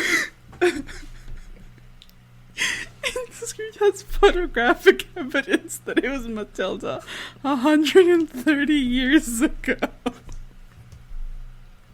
And so basically everyone runs out because Downy is chasing the bird out. Mm-hmm. Well, I think holding Whiskers. Matilda chases her. Fergus runs out because he's worried about Whiskers. Yeah. And Scrooge chases Fergus. I think that's the order. Yeah. No, Scrooge chases Matilda. That makes more sense. Yeah. I love how much Fergus loves Whiskers. It's like when you always want a pet growing up and your dad says no, and then eventually you get a pet and the dad just loves it, will just constantly play with the cat or with the puppy or whatever. Yeah, I love those videos of my dad said he didn't want this dog, and it's always a Mexican dad. It's makes the dog a 2-story dog house. Yes. I love that Matilda is Fergus's favorite. Yeah, straight up. We don't we're gonna see a bit that Downy does stand up for Scrooge, but right now she's mostly concerned with getting the goddamn emu out of her house. Yes, which is fair. It's 10 feet tall. I don't know. Yeah. It's too big. Huey and Louie are away from all of the chaos. Yeah. And he's talking about how they need to test each bagpipe and they have to be careful. Mm-hmm. And Huey's playing with the bow. A bow and arrow bow. Mm-hmm. And he's kind of plucking at the it's the string. Yeah, the string. But not hard enough, we see. Mm-hmm. We'll see in a moment that something happens. And Louie just kind of gets tired of listening to Huey talk. And he just jumps on all of the bagpipes at once. Yeah, he climbs on the big pile of them. Mm-hmm. In order to bring life to that which has not, the blessed bagpipe has its own metaphysical resonance, testing for a metaharmonic freak. Watch it! There's a system here! Ugh, let's just play them all and get this over with already. And he presses all of them, so we get bagpipe noises times 30. Yeah. And at the same time, he knocks over a jar. I think the noise? What happens? Oh, because all the bagpipes blowing blows a big gust of air. Yeah, it drops the jar. The jar hits the bow. Yeah, it pulls the bow the string taut, and it releases a magic arrow, magic rainbow arrow that bounces off the ground and just darts from wall to wall and leaves a rainbow trail. Yeah. And it also breaks a jar that was holding apparently a bunch of will-o'-the-wisps. Yeah. Who go, I'm free! And scatter. Yeah. And in all of this commotion, Huey drops the journal and it slides to a box. Yes, and a cardboard box. And Pepper and Blot are just under there, right? Yeah, they're both underneath this box, which is... It's not a big box, but they're curled up, all in there. And Pepper, seeing the open journal, quickly takes a photo. Yeah, I love that. Of the open page. Yeah, no, yeah, so she's smart. She sees an opportunity. And she takes it. But yeah, so none of those bagpipes was the blessed bagpipes. Mm-mm. Were the blessed bagpipes. Is it plural? It's one bagpipe. But I think it's a bag of pipes. Oh, fuck. That makes sense, I guess. Yeah, I think. Yeah. I don't know. The word bagpipe seems fake.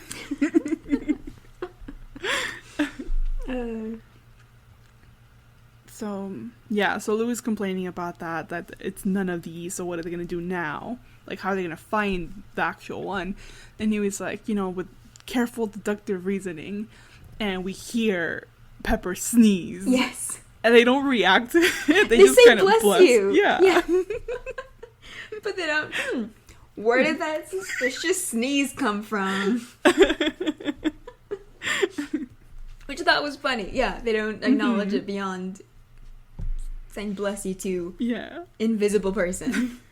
Beyond being polite. Yeah. And yeah, so they like walk away out of the room. Blot takes the box off of them. How were they fitting into this box? Yeah, it very much like it's animated as if he's like reappearing as the box comes up. Yeah. Yeah. That's funny.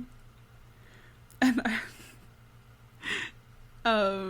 you know, the Blot is kind of upset because she gave him away with, well, she almost gave him away with her sneezing. And she's like, oh, you know, like, I got a bad case of the sneezies. She's so she cute. Goes, yeah. She's like talking about how it's funny because her name is Pepper, but she's allergic to pepper. And he's like, shut up, like. Yeah, he just puts like his hand on her beak. Like, just shh. He's like seeing these will-o'-the-wisps flying around, and he's like, God, all this fucking magic makes me sick. I love this because we see Pepper looking, she's like, oh, rainbows, and he was like, it makes me sick. Yeah. Homophobic. Blot, what the fuck? Boo. You were a rainbow. You were rainbow colored once. You were. In Mickey Mouse Works. Yeah. Mickey, I think it was Mickey foils the Phantom Blot. That might be the comic. Ooh. Mickey I think it's foiled. I think Outwits is the comic. There's Mickey foils the Phantom Blot and Mickey Mouse outwits the Phantom Blot. One of those is a comic and one of those is the animated episode of Mickey Mouse Works. They made it too similar to mess with my brain. Yeah. But, so we see, I mean, as far as we know, the Phantom Blot doesn't know the McDucks, or the family, but he just kind of hates them on principle, because they have magic. Yeah, things. Yeah, they hold a lot of, like, magical artifacts, so he's just like, these are terrible people. I hate them, I'm going to destroy their whole stupid, castle of wizardry. Yeah. Blot's going after Harry Potter, we should leave him to it. Go, go, go! No! No one's there. We direct him to Hogwarts. Oh my god. Finish them off, please. And he does destroy a rainbow, which Pepper's is like, chill, like, okay, like, she's like, I get your whole deal is hating magic, but if we hold on and destroying, like, I can look at the picture that I took and I can triangulate the path that these runes are going to lead us on to find the bagpipe. Which I appreciate. That he's like, okay, yeah. Yeah, he does admit that was a good idea. Whoa there! Just hold your horses. I know you hate magic and all, but if we hold off on destroying everything, I can triangulate the path to these runes and they'll lead us to the bagpipe. I suppose you have a point. And maybe the thing you thought was annoying turned out to be pretty helpful, huh? I have, like, no interest in going to the Wizards of Waverly Place. That's what I was going to say. I would love to meet the Wizards of Waverly Place. It's the Wizarding World of Harry Potter. Yeah, I think, yeah. Called? Yeah. No interest in going. I mean, I guess on, like, I've never been, but I guess on, like, on a immersion level, I've heard it's good, but I have no interest in Harry Potter. So I would go and be like, yeah, like, I guess. I, like, went to Universal. The only time I've been to Universal since I've been an adult, I went to, like, their big ride. I will say this. If you're a fat person, they're not gonna let you on. Just as a heads up. Oh, to what? To the ride. I don't remember what it was. But it's the one in the castle. All I know is the Hagrid ride. I don't know which one it is. It's the one in the castle. So I waited in line. I don't care about Harry Potter, like, at all. And I was just there with my brother and his girlfriend. But but it did kind of feel fucked up because I was in line. It's super fucked up. What? Like, this lady pulled me aside and she was like, yeah, I don't think like the safety harnesses is gonna fit. What the fuck? And I was just kind of like, I was gonna kind of be bitchy, but I was like, she doesn't deserve this. Yeah. I want to be like, are you just like the fat person spy? Oh my god. And I was just like, yeah. Wow.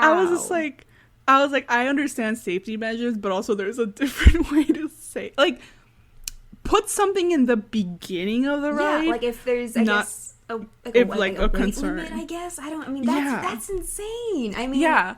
So I was just like, I was fine because I did not care. Yeah, My brother also, he's like the ride. I did not like the ride at all. Oh god. But I was like, I imagine like being a fan and like that would be like an upsetting experience.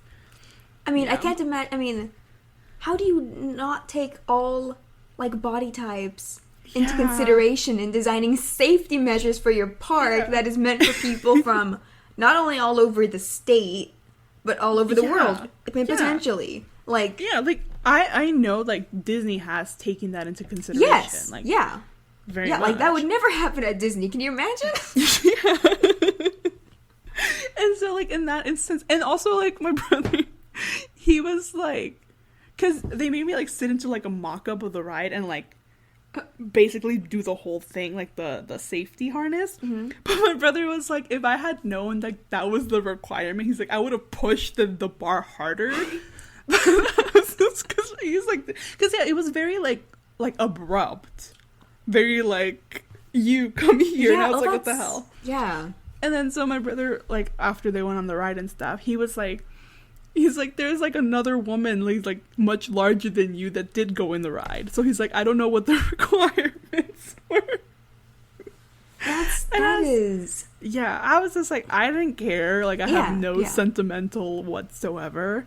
And at that point, my self-esteem was through the roof. I was wearing shorts for the first time in years. But yeah, like I imagine like that would be upsetting as a person.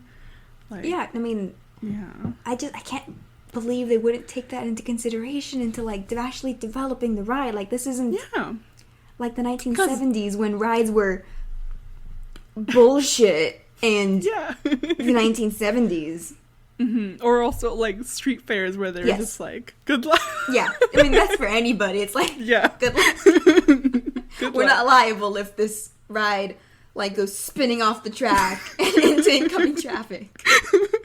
But yeah, like I think a similar ride is kind of like, do you know Silver Bullet? I know of it, have never been on it because I am afraid of going on actual roller coasters. Yeah. So it's that kind of like hanging ride where the thing goes over. And so Silver Bullet has like multiple seats in the entrance where you're just like, sit down here and then here see before you wait for hours. Yeah. The one time I went on that ride, I was forced. Well, I wasn't forced. I was told, get on this ride and we'll buy you lunch. And I was like, hell yeah. That is, I think, a form of coercion. What were we talking about? Pepper and Blot. Their scene just ended. Oh, yes. They're very, they're very fun. They're fun. No, they're cute. I think they probably saved the episode for me. Yeah. I was telling Anna that all this family bickering really, really brought memories back. It made me feel some type of way. I mean, I guess they've stopped looking for what's caused the magic drain. Yeah. It's another instance of everyone's having dinner, because we're having dinner now. Yeah, and they're mad. And no one told the kids. Oh, that's right! So my first thought was like, this is like 4 p.m. old people dinner, and the kids aren't hungry yet. Yes. Exactly. You're right. It didn't occur to me. Yeah, like Webby and Dewey, like Webby, I think, but no, both of them, they happen upon the family having dinner. Like, hey guys, what about the magic that's been drained out of this castle? Yeah. Are you guys immortal anymore?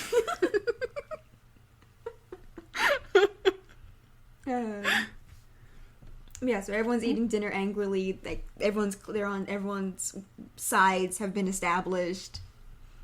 Scrooge and Downey on one, Fergus and Matilda on the other. Yeah.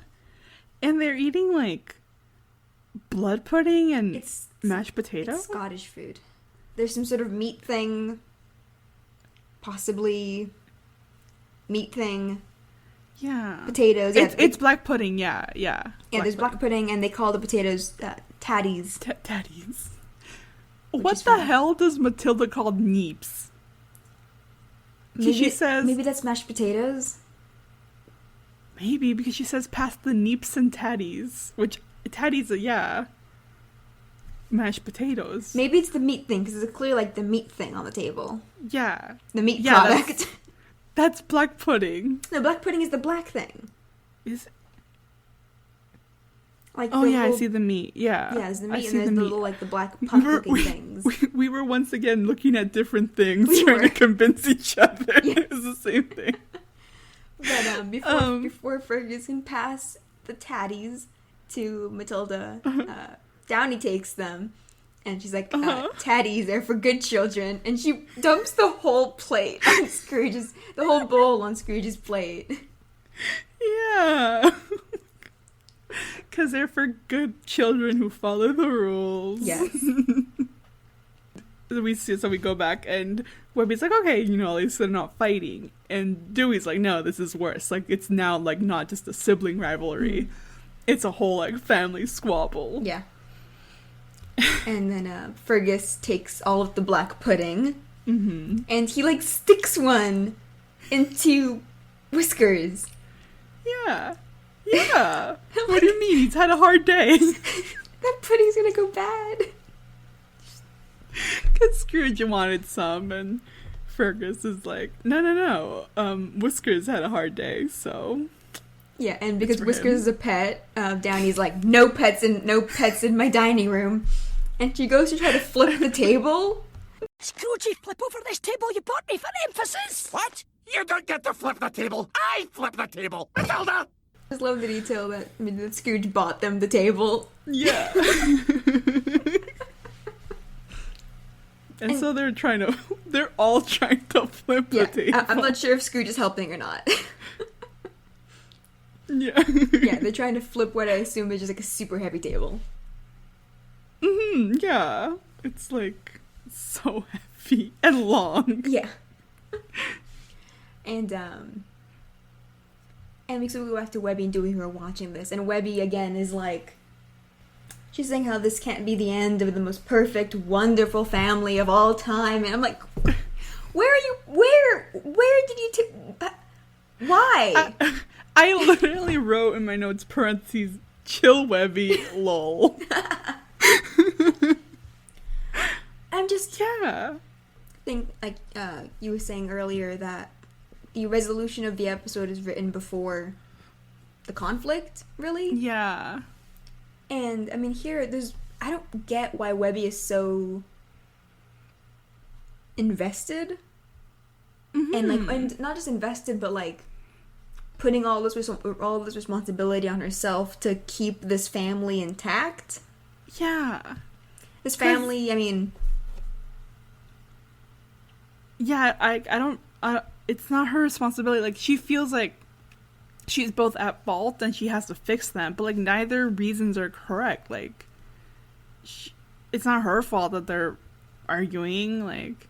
Yeah, and then also these are people that are hundreds of years old and have known each other for over 100 years.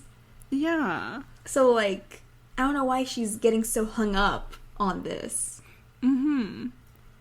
Because I'm just wondering, like, if anything, like, being around Scrooge should have, like, disillusioned her of her hero worship. Because she's actually been around him. Mm-hmm. And has fought with him and gone on adventures with him. Like, I feel like the hero worship shouldn't continue. No. Not to this level, definitely. Exactly. Yeah. Like, I get, like, maybe still being like, oh, but it's, Uncle Scrooge. But it's still very much, like, it should be, like, worship, not really worship, but it should be, like, love in the sense, like, that's my Uncle Scrooge. Yeah.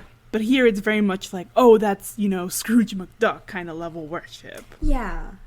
And it's like, I guess to her, like, they're above mortal arguments. Yeah, above like, petty mortal like squabbles and complications. Yeah, like, and I mean, like, in the whole, like, greater meaning we get for her idolizing Scrooge and the family isn't quite enough. Yeah. To get, like, one line of, like, why she was so invested. And, I mean, at the core, I get why she wants to be part of this family, like, why it's so important that they stay together. Mm-hmm. I mean, growing up, she only had Beakley, she had no friends, no other family. Yeah. And she grew up only, like, the legends and stories of Clan McDuck as company. Like, she, I mean, she obviously created whole giant conspiracy boards about this family. Uh-huh. But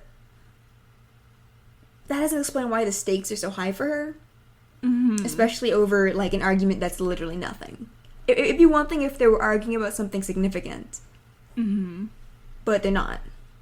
No. Yeah, I think something had to be a little bit more taken a little bit more seriously. Mm-hmm. For you to be like, okay, then her, like, overreaction is just a reaction. Yeah. But at the moment, it's very, like, had it been, you know, Matilda and Scrooge are very much, like, actually, like, fighting. Yeah. Like, fighting with, like, substance. Like, they haven't spoken in years and this and that. Mm-hmm. Then maybe her being like, oh, you know, like, the family is in trouble, then it's, like, acceptable because you're just like, that's an argument with substance. Here it's very much, I think we've been saying it, but it's very much like a season 1 Webby's getting used to this family dynamics thing, where it's kind of like, I feel like Webby forgot that this was a thing she's doing. Like, I mean, there was an actual argument with substance in the season 1 finale. Yeah. Like season or Last Crash and leading into the finale, where she had to come back and try to piece the family back together. Yeah. That was a significant argument. That was a significant break. Mm-hmm. And here, like, she's reacting way more than she did then over nothing. Yeah. So yeah, I don't know. Yeah. I don't get why. Because, I mean, like, what do we get out of this episode? Flashbacks to my family. But, I mean, Pepper and Blot. Yeah. But besides that, like, nothing changes in the family dynamic. Mm-hmm. Like, we get the message that, you know, besides it all, your family's still family, and, like, I guess, once again, I was going to quote Supernatural, that Webby is part of that family. But I feel like there were other ways to do it without, I don't know, making it feel like Webby has to learn what a family is all about all over again. Yeah. Anyway, Dewey's dead. My next note is like, it's such a bad plan. It is like, so bad. This little thing that they do, it's so bad. But it is, like, the funniest scene in the episode. Funny. Yeah, like, Dewey and Webby deserve Oscars for their performance. Yes. So, cut to, because Webby wants to resolve this. She wants to bring the whole family together. Mm-hmm. And the only way she thinks she can think to do that is for one of them to be in mortal peril or dying. Yeah, with tragedy. Yes, with tragedy. So she runs back she's standing on the table. She jumped onto the table to run down and yell that, you know, Dewey's hurt. Mm-hmm. Sorry, it's so funny to see all 4 elderly ducks still trying to lift this table. That's right. It was tough. And they run into the statuary hall where Dewey is lying in, like, this vanishing pool of sunlight with some blood on his shirt. Yes. Behind him is, like, oh my god, I forgot the name of it as soon as I thought about it. Canvas. Yes, on a, easel. Yes. And it's, like, a little mock-up of a statue, like a statue that of both Matilda and Scrooge. It's very cute. But yeah, Dewey is yelling about how to put his blood back inside him. And Webby throws the ketchup bottle they used, like, into a corner. Everyone runs in. And Webby's like, oh, Dewey, he tried to build both of you a statue. Look at what your petty squabbling has caused. It's like a disaster. It gave me very much like, I don't know, like my cousin and I would put on like shows that we would force our parents to watch during. So it's very, very high school production. I love, like, no one like tries to like tend to Dewey's wounds. They don't check his pulse. They're not like, holy shit, someone call some sort of services. Someone call the Scottish version of 911. Can they even find the castle? Just watching this boy.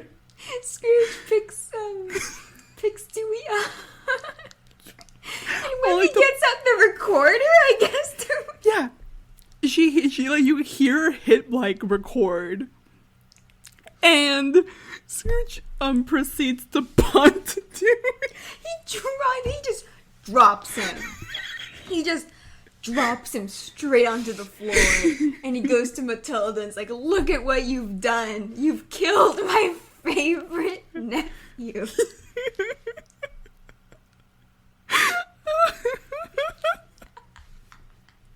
And we get the shot from behind Scrooge and Dewey jumping up like, I'm your favorite? And we turn around and he's back on the floor dead, and he like checks to make sure they're looking.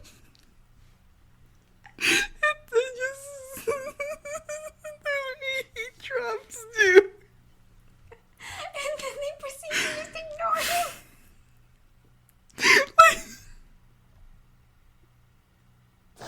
Downey's the closest to Dewey. She just kind of peeks at him, but like, there's no, my great grandchild. Don't fade into the light. No, because they just start arguing again. And Huey and Louie, who are following like the clues in the book, happen upon the room, and they're like, "What the fuck is happening here?"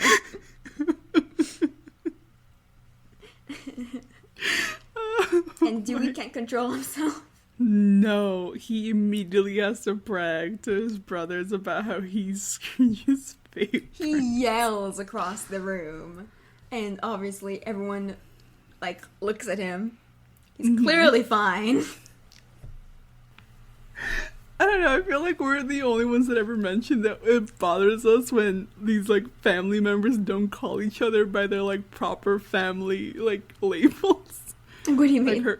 Like her being like your nephew. It's like he's your nephew too, like our nephew. Our nephew. Yeah, so they just proceed to ignore Webby and Dewey, and then they all start fighting amongst each other. And then Dewey and Huey come up like, how the fuck dare you say Dewey's your favorite? But Scrooge is like, no, I just said that to make Matilda feel bad. Yeah, and then it devolves. Like, Louie tackles Dewey, and Huey starts to be like, "Hey guys, remember the fucking the missing mystery we came here to find? Yeah. It's somewhere in this room." Because they tracked it. They tracked it to the hall. And then he gets involved in the fight. Because he gets like swept up in the, not really a cloud fight, but kind of the equivalent. They're like rolling on the ground. Yeah. Oh, and you hear punches, but you don't see them. No. Of course not. No. But we know they're happening. And we see Pepper and Phantom Blot also followed the signs to this room. Yeah. And they're hiding behind one of the statues. And they see the signs all pointed to Danny McDuck, the statue of the McDuck ancestor holding a bagpipe, which is hiding the actual bagpipes, which is fun.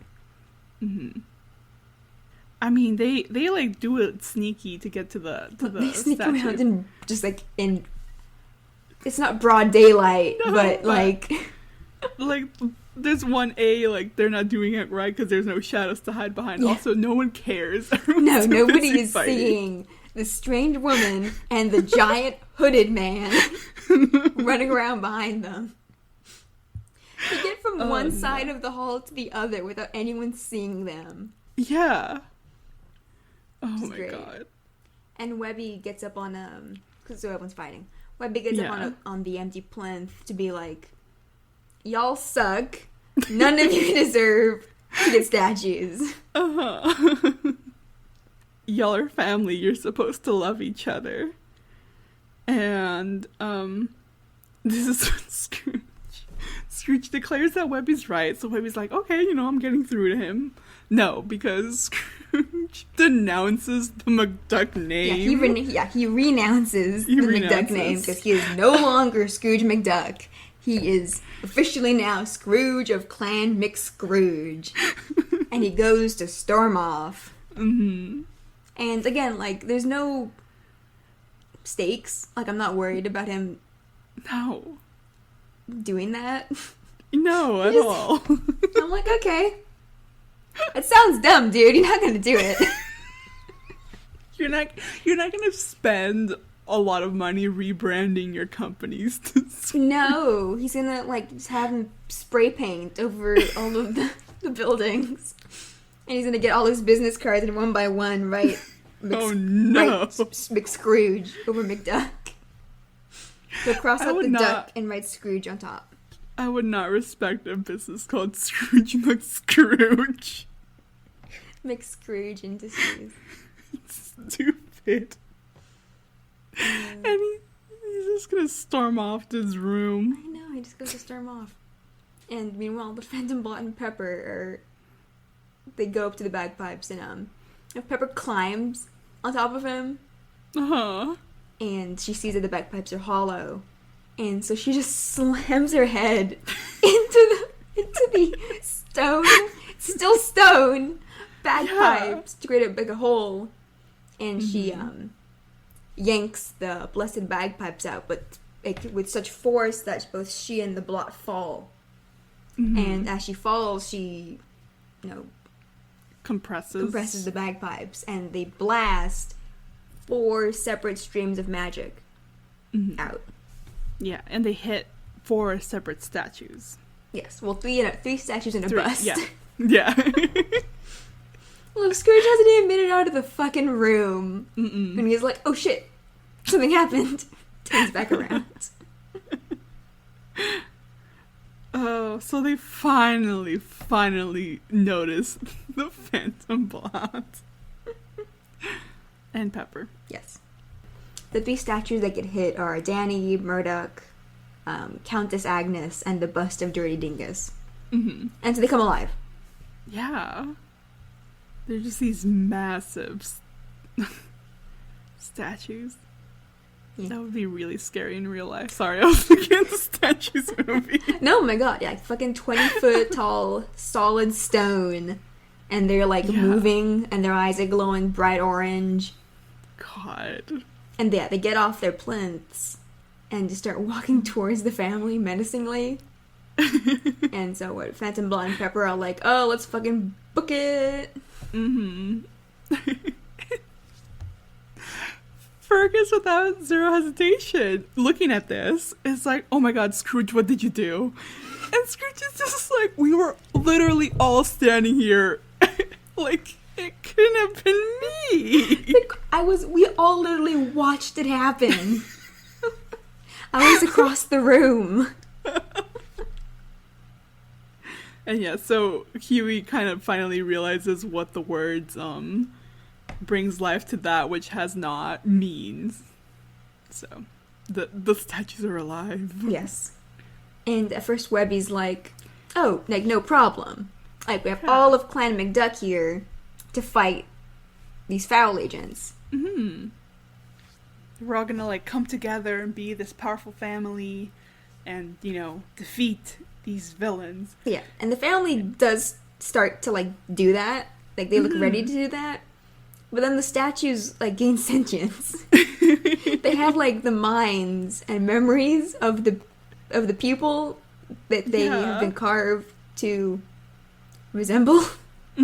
Like the actual ancestors. You take my bagpipe? That's like you shapeless sharpshooter. No, my God, it's gone. Your bloviating blowing was always making a racket and made me miss my shots. So, like, Murdoch and Danny start fighting. Because they're siblings, they're twins. Pepper and Blot are like, cool, another distraction. Yeah. But before they can leave, they are stopped now by the emu. I'm like, Blot, just punch it or something. It's a bird. Oh no. As Murdoch and Danny they're fighting, like, beating each other up. Yeah. Countess Agnes is like, all very proper, like, can't believe this is where, like, Clan McDuck has fallen. And then she starts fighting them. Yeah, she just gets to her immediately. Yeah, so now these giant stone statues are fighting. And the kids are trying to get the bagpipes back. Everyone's running around trying to avoid getting stepped on. It says the kids have the bagpipes, and then as they run past, and then when they run by again, the emu has it. And Phantom Blot is chasing the emu, and the kids are chasing Phantom Blot. And then for whatever reason, like, Scrooge and Matilda start fighting again. Yeah, I think it's just for the fuck of it. So, I mean, it's the Cain instinct. Sometimes you just gotta duke it out. Because they bump into each other, Scrooge shoves her, and then they just start fighting again. Yeah. And meanwhile, the stone statues are destroying this room. Because they start, like, hitting, like, pillars, columns, I don't know what's the word. Yeah. Just, things are starting to collapse. And yeah, it's like blocking exits and shit. So you can't run away either. And Dirty Dingus's bust comes up to Fergus. Yes. Like, hey, you couldn't fucking pay for me to get a full statue? Fucking cheapskate. Yeah, and you spent all your goddamn money in this castle. And Fergus is like, first of all, like, my son gave me this castle. Oh, you wasted my hard-won earnings on a palace, but you couldn't build a full statue for your own favour. Daddy, for your information, my son gave me this castle. You're mooching off your own kin. And he, like, bites his foot. And when Fergus, like, throws him off his ankle, Downey catches him, like, and starts getting mad at him, telling him to not, like, damage anything. And yeah, we see the kids are running around too. We see a shot of Molly looking real sad. I think behind the statue of Molly, Phantom Blot and Pepper are hiding back there. They got the bagpipes back. Yeah, but Blot is fed up. Yeah, he, like, this is, like, one of the couple times where he, like, blames Pepper for messing up, and he says, like, you know, like, this is why I don't have a partner. Like, I've never had a partner before. Pepper is, like, savage in the sense that she's like, no, it's because, like, no one ever wants to be your partner. I'm the only person that Falk could ever get to volunteer. You nearly ruined the whole mission. This is why I never had a partner. Oh, no, Mr. Blatt, sir. It's because I'm the only egghead Falk could ever get to volunteer. And he's like, what? He's like, what, really? Because he thought he was being all cool and like, I don't need a partner. They can try to assign me one, but it'll never work. But no, it's like, no, nobody wants a partner with you because they think he's like a creep. A creepy freak. A creepy freak. That's too intense and unlikable. Yeah, entirely unlikable. and Blot is just like, really? Like, oh no. Yeah, his feelings. But then one of the statues throws something at the statue they were hiding behind, and so they get like thrown out from behind the statue. They have to like jump out of the way, and then they drop the bagpipes. Yeah, and so the triplets are fighting. Yeah, they're arguing over who's the best triplet. When Huey notices the bagpipes, and they make a run for it.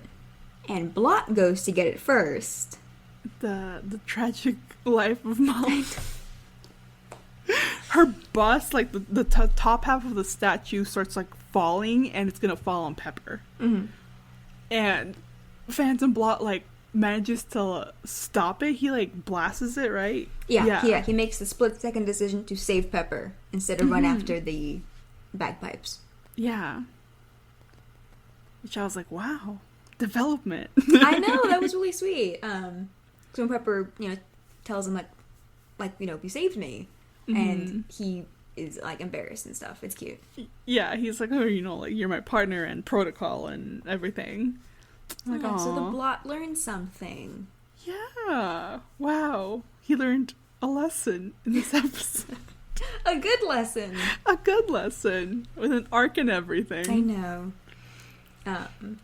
So he sees the kids are underneath a conveniently shaped chandelier. When are chandeliers ever shaped like that? I know. It's like it's perfectly cage shaped. It's made to be dropped on people to trap them in. Yeah. We need another Emperor's New Groove chandelier that doesn't do shit. Yes. But so that the chandelier falls, traps the kids, and Pepper just, I love, she strolls up and just yoinks the bagpipes from them. She's like, I'm keeping that. Yeah, and they go to leave. Mm-hmm. But the fucking emu takes the bagpipes again. And at this point, like, Blot is like, come on, like, we can't keep doing this. I know. It chases the emu down again. And Webby sits down on the plinth, depressed, convinced that she has somehow destroyed this family. Yeah. Because they're all fighting. Over nothing. Yeah. And she's talking about, like, she's, like, monologuing about how every story has its end, and this is the end of Clan McDuck. I set out to preserve their history, but I ended up destroying it all. The past, the present, and the future. The McDucks meant everything to me. Not just because of their great name, but because they were a great family. One I thought I could be a part of. But now, it's gone. Guess the name McDuck didn't mean much after all. It, like, pans to every generation, I guess you could say. Yeah. These generations are screwed. And, like, she pulls out this photograph we see. It's of her, Scrooge, the nephews, and Donald and Della, who are not in this episode. No. Why not? Yeah, I don't know. Yeah, why not? If they had been in this and they were also fighting, I would have given this episode a pass. I mean, get just, like, multi-generational sibling bickering. Yes. That would be amazing. Yeah. But no, they're not here. And Bob was saying, so she takes up this photograph, and she's saying how, like, she wanted to be a part of this family, but instead she was responsible for ending it. Yeah.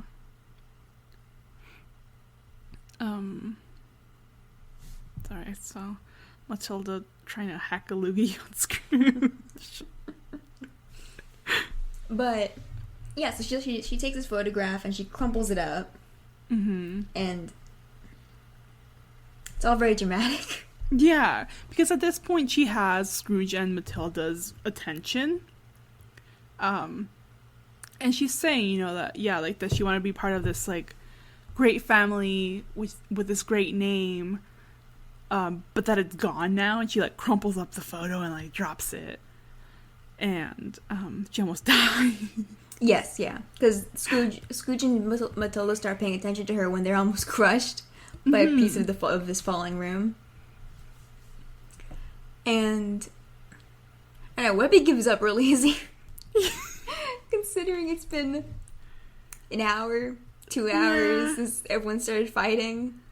Again, it's Webby has never ever seen conflict, I guess, here.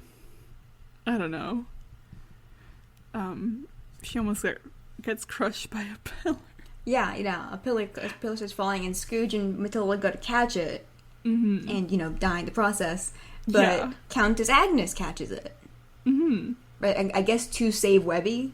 Yeah, she doesn't comment on it or anything. She just kind of drops it and goes to fight. Because she drops it because Murdoch shoots an arrow at it. But she doesn't catch it to, like, throw it at someone. Like, she catches it, and then she drops it just on the ground.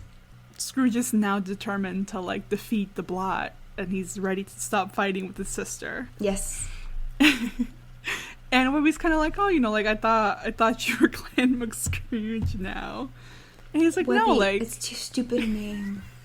Of course he's not Clan McScrooge. No. So dumb. And Scrooge is just like, you know, like it's not about the name. You know, the name isn't what makes our family great. And Matilda picks up the crumpled photo and she uncrumples it and says that, you know, it's the family, you know, that make a family great. And then she's like, holy shit, why does Della have a metal leg? And yeah, she like looks directly at the camera and says, oh my god, my niece and nephew that I haven't seen in maybe like a decade or so. At least a decade for Della. Yeah. Again, I think this is what we were talking about last time. Like, there's no mention of awareness that Della was gone. Yeah. Yeah. We get them to ride a nice emu ride. It's nice. And this emu ride is a reference. Is it? I feel like I just got punched. It's a reference to the life and times of Scrooge McDuck. Of course it is. You should make that a shirt. It's a reference to life and times of Scrooge McDuck. That's not a bad idea. I have the DuckTales font. Ooh. Even though Don Rosa hates his work being compared to or called DuckTales. I don't care what he says. Well, I think it's because not super defending Don Rosa because both he and Carl Barks have very racially insensitive depictions throughout the comics. Yeah. As much of a fan as I am of the comics, I'm very much aware of their significant flaws. I know he and Carl Barks were never given credit by the Disney company for all of their ideas, really. Yeah. Whereas in most of Europe, like Italy, Netherlands, Don Rosa and Carl Barks are almost household names. Yeah. Here, no one knows really who they are. Mm-hmm. So yeah, I get that. So I get, like, no, don't call my work fucking DuckTales, because I get it more from Carl Barks' since DuckTales took wholesale many episode ideas from comics directly from Carl Barks without crediting him. Mm-hmm. Oof. So that didn't happen with Don Rosa because his works came out after DuckTales. Mm-hmm. But similarly, yeah, the Disney company never really credited him for any of his many ideas. Yeah. And expansions of the Donald Duck universe. Mm-hmm. Anyway. So yes, this emu ride is a reference to Chapter 7 of Life and Times, Dreamtime Duck of the Never Never. Oh. It's just a brief moment where Scrooge is riding an emu through the Australian outback. Wow. Yeah, that's it. Yeah, this is when we get the emu's name. Yes. Just Emu-tilda. Emu-tilda. Damn, she really should have been middle child. She should have. I mean... The groundwork is all there. Why these kids should react more to relatives. You know? I'm picking my battles. We're already so far. The show's almost done. Mm-hmm. It's almost over. If they started carrying now, it might be weird. Yeah, the character. Mm-hmm. But yeah. So yes, they all gang up on Phantom Blot and Pepper. Scrooge managed to get the statues to listen by telling them that someone is coming to attack their family. Yeah. And someone's muscling in on their turf. And yeah, Agnes declares that nobody fights her family but us. Yeah, so I feel like a more significant message would be that families will always fight and have arguments, but the families that are good and healthy, that have healthy relationships and actually do care about each other, will care about each other and still be a family despite the fight. Yeah, despite whatever argument. Mm-hmm.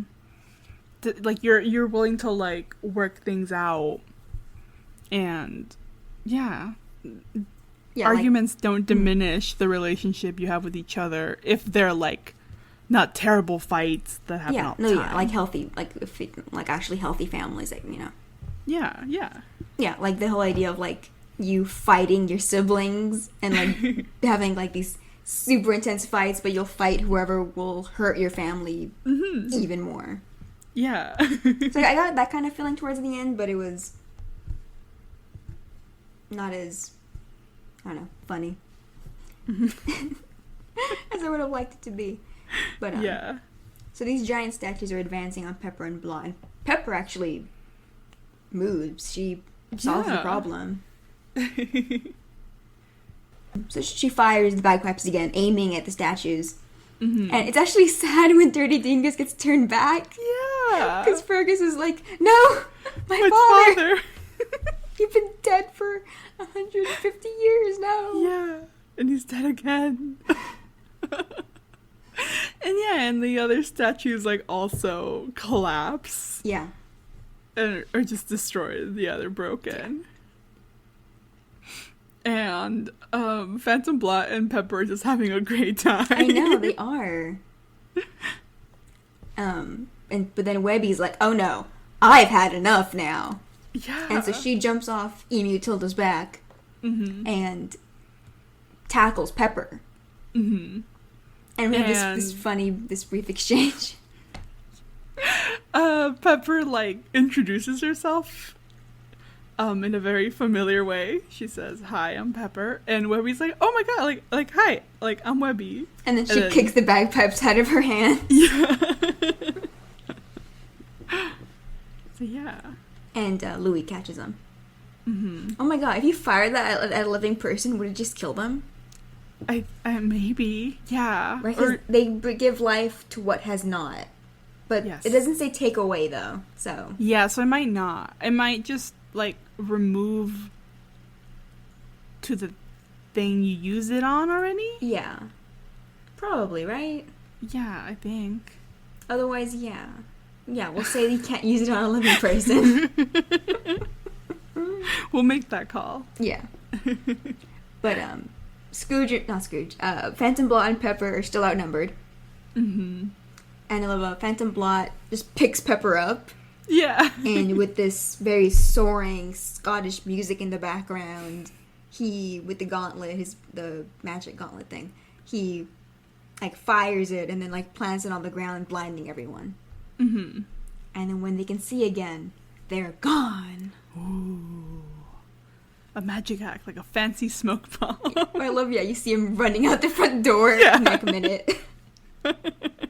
Still carrying Pepper under his arm. It's cute. Yeah. And they're like, because he's like, I like his whole shadows thing.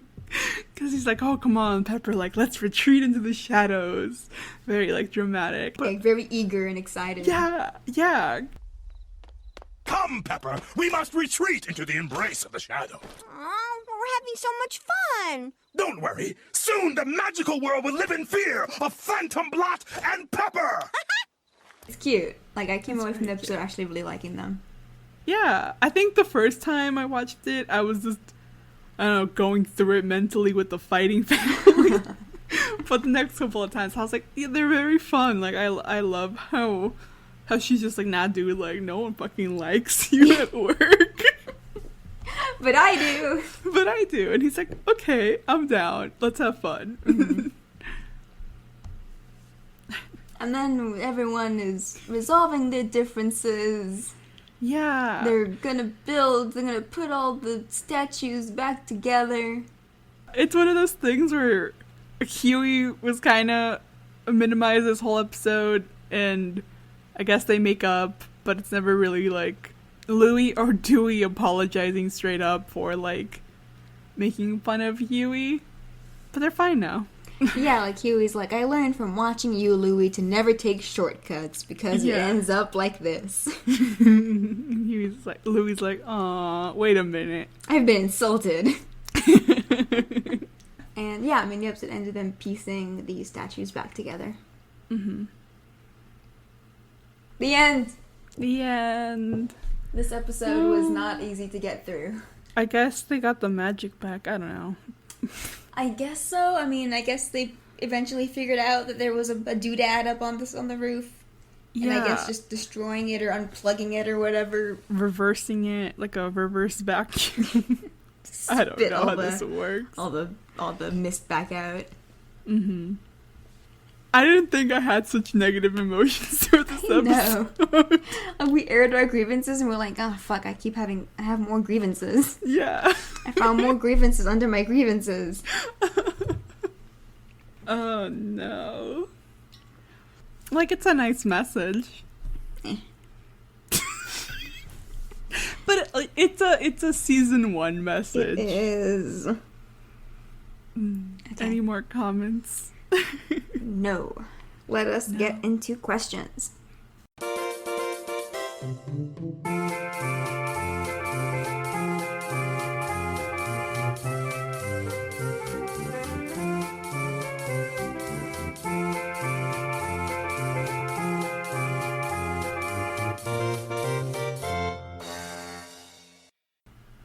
Alright, from TurtleDuckDog1 on Twitter.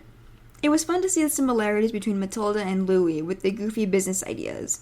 Wish to have seen a bit of those two interact. How do you think Pepper ended up as a foul agent? How does anyone become a foul agent?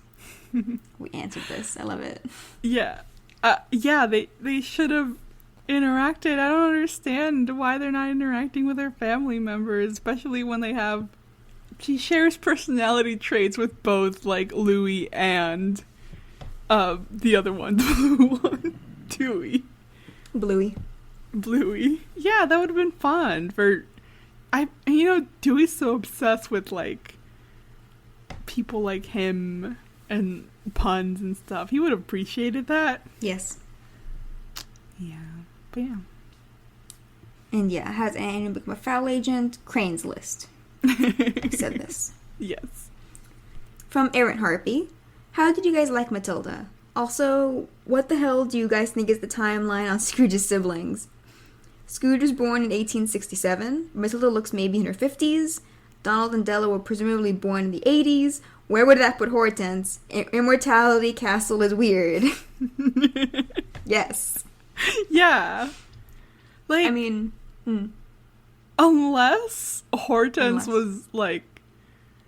had a long, like, years after. That's what I'm assuming. Yeah. I mean, yeah. So, Scrooge has prolonged his life through multiple means. Mm-hmm. Not through living in the Immortality Castle. Yeah. So we can assume Hortense either did similar or did benefit from the Magic Castle. Immortality Castle. And either she met Crackmore back in 1902, I believe, is the canonical timeline for Life and Times, which this followed at least with as pertaining to when Scrooge was born. The show does follow that. So either she met Quackmore in 1902, and through magical means they prolonged their life and stayed at some certain age, or she just prolonged her life and then met Crackmore later. Yeah. Yeah. Yeah. And then Donald and Della just age normally. Yeah. Oh. Yeah, what do you think? I don't know. We don't even get to see her. Give me this. Longevity isn't an issue with this family. Yeah. So she probably just prolonged her life the same as them. Mm-hmm. And how did we like Matilda? I think we said, like, we liked her, but we felt they could have done more with the character. Yes, give me more, I don't know, angst, I guess. I mean, if they want to have them arguing, like, give them something to actually argue about. Yeah, yeah. Because I do like, their sibling bickering and stuff. I don't know. Do I like that she's kind of like a shitty businesswoman? I don't know how I feel about that, actually. She just could have done her own thing, you know? Didn't have to be related to business making. Let's see. From Sexy Donut 666. What would you prefer? Pepper getting reformed or continuing her criminal career? criminal career. I'm all for villains being villains. Yeah. She seems to be having fun. I think she and Blot could probably leave Fowl and do their own thing, because I assume Fowl's gonna end up not so good. Yeah, go under. Yeah. Put it lightly. So if they break off and do their own thing, they would make a great villainous team. They do. And that is all of our Twitter questions. Oh, okay. So now for our Tumblr questions. We have a comment from Anonymous. Ooh. Countess Agnes. Okay, so Countess Agnes says, I really think Donald and Della should have been in this episode because they missed out on 2 chances now to see their grandparents. Yes. Yeah. Yeah.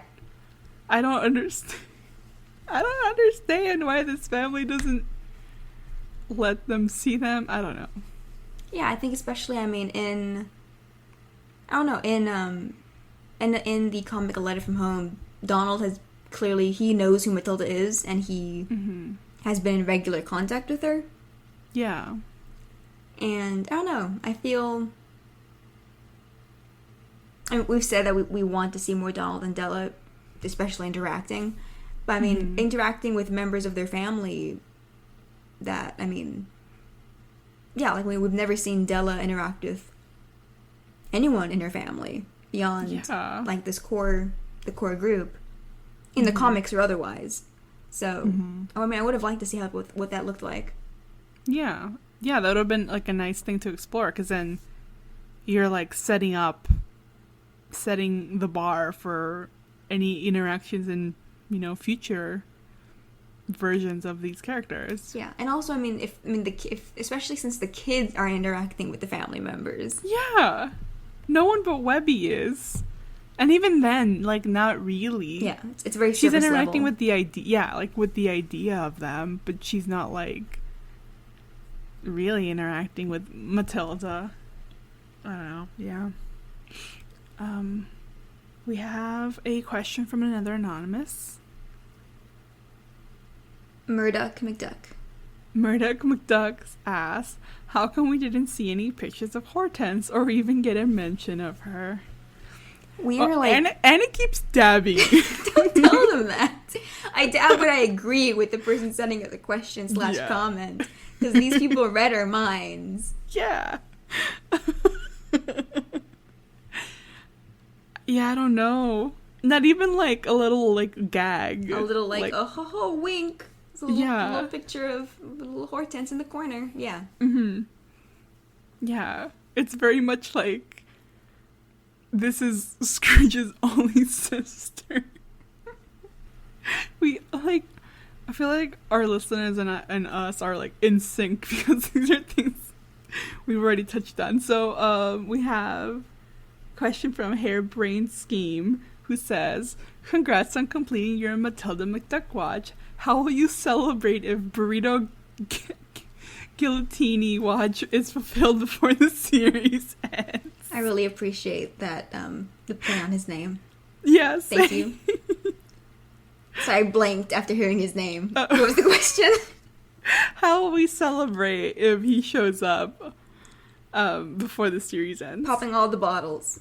Yeah, and we also said we would make a fan cam. Oh shit, yeah. I'll make a fan cam. I'll figure out how a fan cam, what it is. Yeah. I'll make one. Oh, I need to start thinking of songs to make the fan cam too. Yes, it has to be something Italian. Yeah, oh my god. Probably. I'll when the moon hits it. your eye like a big pizza pie, that's more. Is there like a dubstep remix to that song? There probably is. Okay, yeah. It's done. Ooh, we're really putting our hopes up. Oh, I will learn how to make a fan cam. Please. Yeah, please. Oh my god. Jeez. Okay. We have a comment from Milky El Escarabajo, who says, holy shit, I didn't really notice the microphone difference last episode, but actually got a little startled on how clear it was. Literally felt the presence behind Oh my me. goodness. Yeah, I mean, this is all thanks to y'all who really Oh my God, supported yeah. us. Yes, all you crazy people who bought merch from our store and supported us and let us get real microphones. Yeah. real big girl microphones for our podcast. These like connect to the mic, like our earphones, so I can hear myself talking, and it's such a weird effect. Oh, I forgot to do that. Oh no. It's fine. Yeah. It's fun. So, question from B. Murphy, who says, "Hi there, I've been a long time listener to your podcast, and the two of you have always managed to put a smile on my face. Thank you. Thank you. My question isn't about the episode itself, but a personal theory I've had since Rumble for Ragnarok. At first I kept it to myself because I was a bit hesitant on the theory, though as the season went on there have been questionable quotes, themes, and episode titles that have stood out to me. In short, do you think Scrooge is going to die on the final episode?" Boy, would that be like a plot twist. Amazing. I would love that. Probably not, because Disney won't let them kill off Scrooge. No. He might die temporarily. Maybe they'll think he's dead. Yeah. I can buy that. Mm-hmm. Like, maybe end of part 1 of the 3-part finale, end of part 2, they'll think he's dead or something. Ooh, yeah. And like Scrooge is gone for good. It'll seem like irrefutable or some shit. Yeah. Yeah, but no, they can't kill him. Forget Disney won't let them. They're not allowed to kill Scrooge. No. Big Disney, which is an oxymoron, will not let them. Sadly. We have our final question from Aweeb1039, who asks, "What are you two going to do when there are, dare I say it, no more episodes? Cough, please review Transformer Rescue Bots."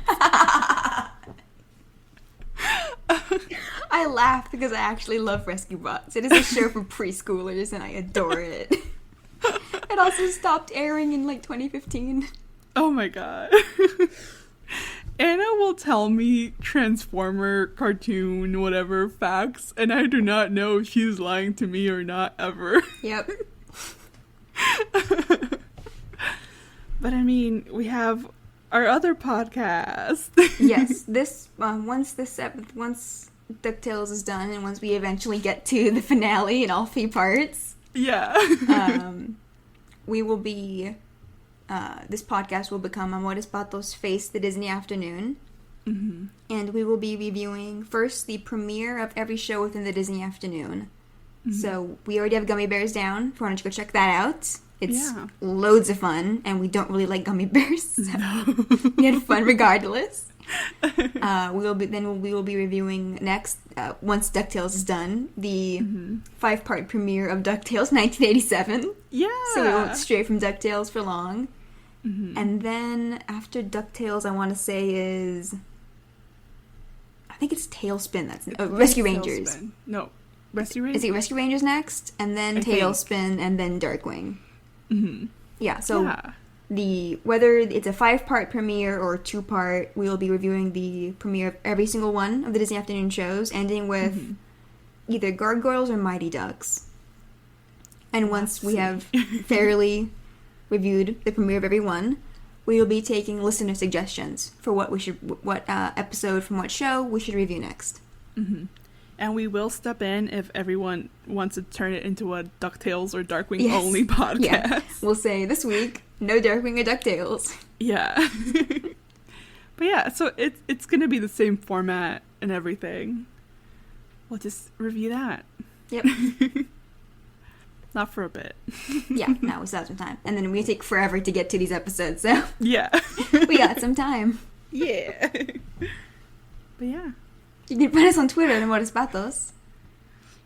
You can also find us at Tumblr at amorespatospodcast.tumblr.com. We also have a Gmail at amorespatospodcast@gmail.com. If you would like to send us questions or comments, you send them there. Yeah, you can also review us on iTunes. Please do.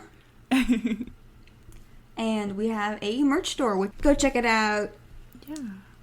Lots of cute designs, DuckTales.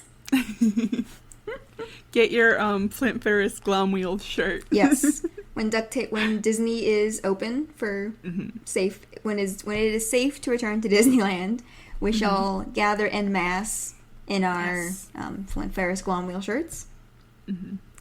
Yeah, loads of fun. We'll be like a weird family reunion t-shirt. Yes. Thank Michael Spintrick for our lovely cover art. And saludos amigos. Saludos amigos.